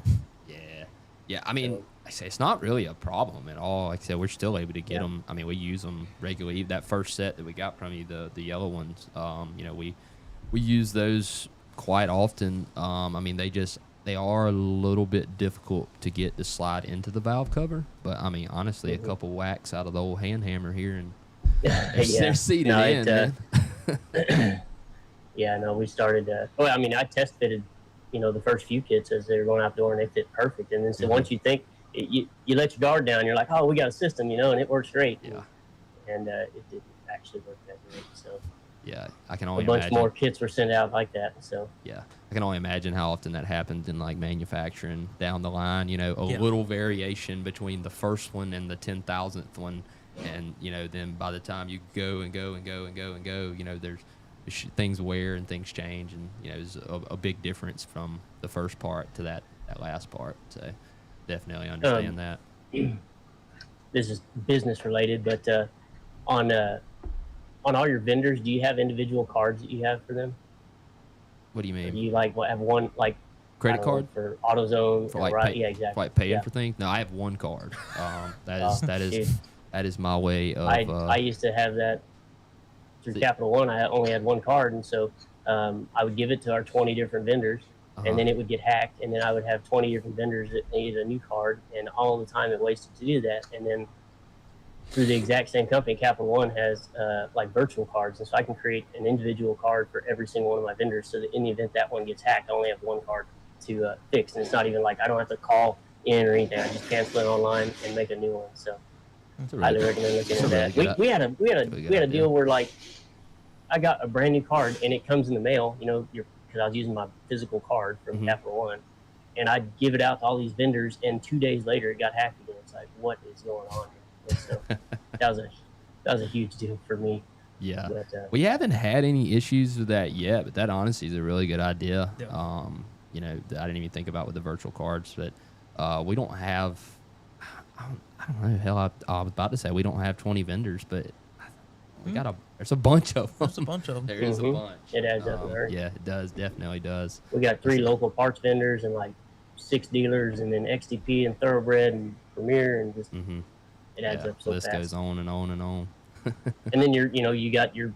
I pay for a parts washer service. They have their own individual card, and our water company has their own individual card, and just everything. Parts So, washer Parts service. washer service. What is that? we have an aqueous parts washer, so from Crystal Clean, Uh-huh. and so it's got a basket in the bottom, and it uses water-based solvent, and it heats it up to like 130 degrees, and then it blasts the parts. So like I don't have to sit there and hand wash parts. You just throw them in there, close the lid, and walk away. But it does have the parts washing wand on top, should you want to hand wash parts. But Right. those machines are like $15,000, and then I still got to pay them to come out and swap out the fluid and stuff. So I just rent it. It's about $100 a week. Okay. Yeah, I know so I've never, I always worked at like really small dealers, so never worked at one that had a really nice parts washer. So I've never gotten to use one. Yeah. We just bought one about a month ago. I'm still waiting on them to ship it, but it was Timco was the brand. Done a good bit of research and really liked the models they had. I looked at a bunch of different companies while you ever shaking your damn head. But anyways, this is like one of the big stand-up cabinets because we do a ton of transmissions, obviously, and we like to wash the cases. Yep. Get them real nice and clean. That way, if somebody goes up underneath it, it actually looks like we rebuilt it. And for the most part now, and we just take the cases outside and hit them. I got a steam cleaner. We hit them with a steam cleaner. So that works, but it's just very time consuming. So I'm super excited to see how Just be careful well. with that aqueous solution because it'll corrode the aluminum if you leave it in there like overnight. So like once you get done washing it, make sure you pull it out and dry it off, or you'll have a case full of the crusties. Yeah, that I almost bought the add-on thing they had where it was like it's a freshwater Rinse. flush or rinse after.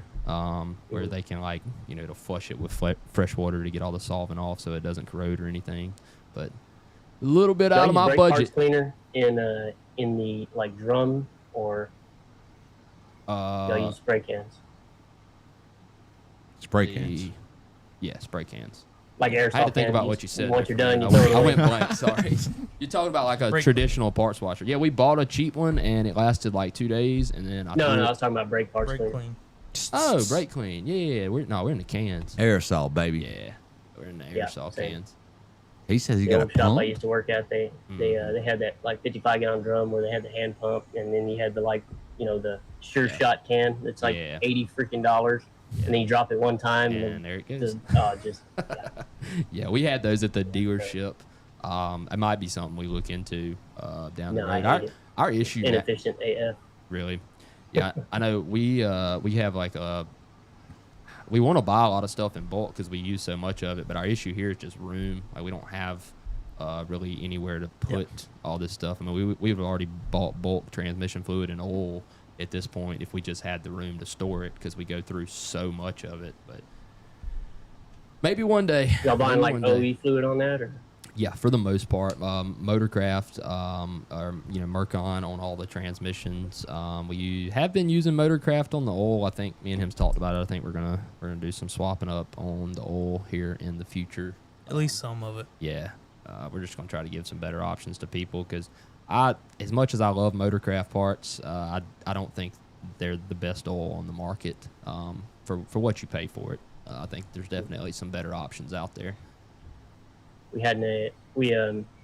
we don't do a lot of transmission work, so we don't, and we're lucky that we're near a hub city, so if we need OE fluids, they're always just like one day away, so we're quoting the job and we just quote the OE fluid now. But we had a customer who had a 68 RFE that brought it to us after he had it built, and we put universal ATF in it it was backwards compatible with ATF plus 4, because we just, at that point, we were trying to stock just some, Golden West universal ATF, and it immediately started throwing line pressure codes, like circuit codes and stuff. I was like, what the heck's going on? And we drained it out and put his old ATF plus 4 back in there, and the code went away immediately, and it wasn't dragging the shifts out or anything like that. And then so that was kind of the day that we were like, okay, well, no more universal ATF. And then we did a differential overhaul the other day on 11.5 a.m. with the torsion style limited slip, and we'd been using Golden West 75 140 full synthetic in a lot of our differential overhauls, and this one started chattering about 100 miles after we built it, and those things have a TSB where if you're under load and turning, those torsion limited slips will chatter, and that's exactly what it was. And we drained it out, put the OE fluid in there, and stopped it. And it's like, okay, all right, we've learned our lesson now. So, yeah, I no more universal anything. definitely understand that. We try to go OE with as much as we can on stuff. One other question I did want to ask you, before we get off here, I know we are coming up pretty close to a couple hours, man. We really appreciate you being on here today. Sticking with us. I know that was rough in the beginning, man. But what's your opinion, and do you accept extended warranties at your shop? We tell so before we had a service advisor, we used to charge by the hour to talk with those clowns, because it's like, look, I've got to pull this thing in and tear it down, and they might tell us that we need to tear it down for 5 hours, and then they're like, no, we're not going to cover anything, and then who's going to pay for this time? So we used to charge by the hour to talk to them, because they're going to sit on hold and they're going to want all this stupid information from you just to decline the repair for a tire that was 1 inch over the factory size. We had a dude had a 6.7 PowerStroke with a fuel system failure, and he bought the truck brand new from dealer. We did all his aftermarket warranty stuff. I have no idea what brand it was, and they ended up declining their coverage because it had a flatbed on it. And he was like, I bought it brand new from the dealer with a flatbed installed. It wasn't secondhand. It was a brand new truck that was outfitted with a flatbed. And they're like, no, it didn't come that way from the factory. It's like, okay, so this truck can tow 30,000 pounds down the road, but it can't have a flatbed on it. And so now that we have a service advisor that doesn't have a lot to do throughout the day, we'll kind of let up on charge them by the hour, for my technician to have to sit on hold with them. But we always tell them, look, there's a good chance they're not going to cover anything. But if you want to try, we can. And then, whatever difference there is in price, because they're going to want to use aftermarket junk or junkyard parts or whatever, we're not doing that. That's what they tell us. They're like, well, we can get this part over here for this price. I'm like, I don't care. Like, the people came here because they wanted us to make sure we were putting the best parts on the market on their vehicle, I don't know. I think we just haven't covered the difference. But clowns, dude, absolute clowns, man. We do the same thing with customers. We allow them to cover the difference, but you talk about them denying claims, man. I've seen so many claims get denied on these trucks because they have an inch or two oversized tires from what factory was, and majority of them bought them from the dealership like that with those tires on it.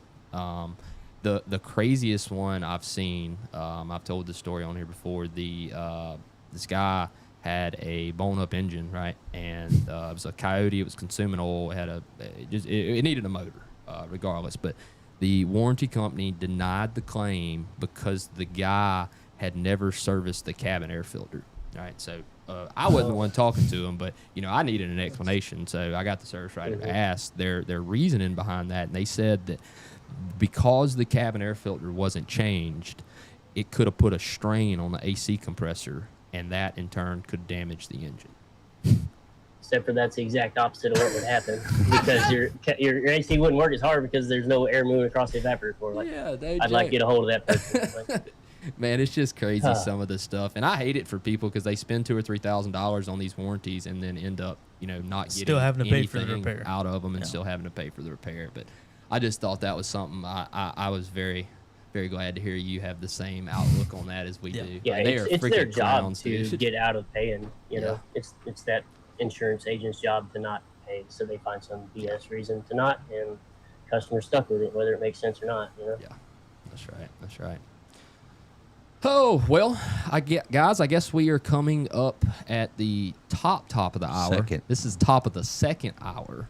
This is the first time we've ever went this long on a morning show, and we want to give a big thanks to Ryan for coming on and talking with us for 2 hours. I know, like I said, we had our Had our difficulties there in the beginning. I'm very glad we was able to get them straightened out and do this thing, man. Did they figure out if that was on your end or mine? Or it just resolved itself somehow? It was resolving itself and then would mess itself up. I think ultimately what Ty had done is, I don't know how it's working. He turned your audio completely down on OBS. So I don't know how you're still getting audio through. Nice. It has a 0 input on it. So I don't know how it's working. Technology's great. I'm going to have to hire an IT guy whenever we Get Ty. Get a Ty, man. Yeah.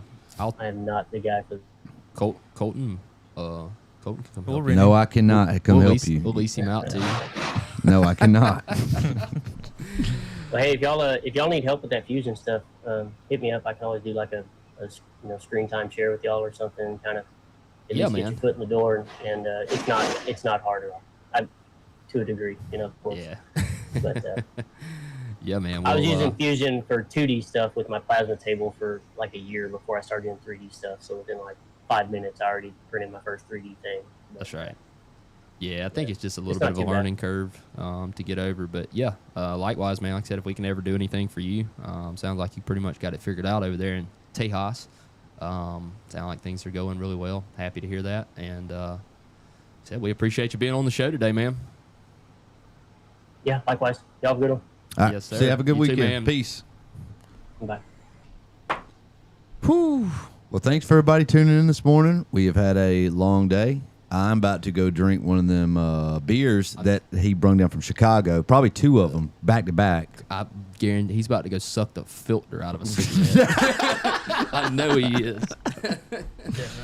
But thanks for sticking with us. I know, like I said, I know it was a bad start, and thanks to Ty for now that he has access to control the computer remotely. Dangerous. I don't quite like, but I'm surprised you paid to be the big dogs. Oh, all right, guys. I'm going to go check and see if we still got a shop downstairs. I hope each and every one of you have a very, very good weekend. And now you can listen to Colton do his dumb shit. Thanks for all the members. Thanks for everybody tuning in. Again, thank you to Mr. Strateman Automotive for coming out and doing the show. And we will see y'all Tuesday. Peace.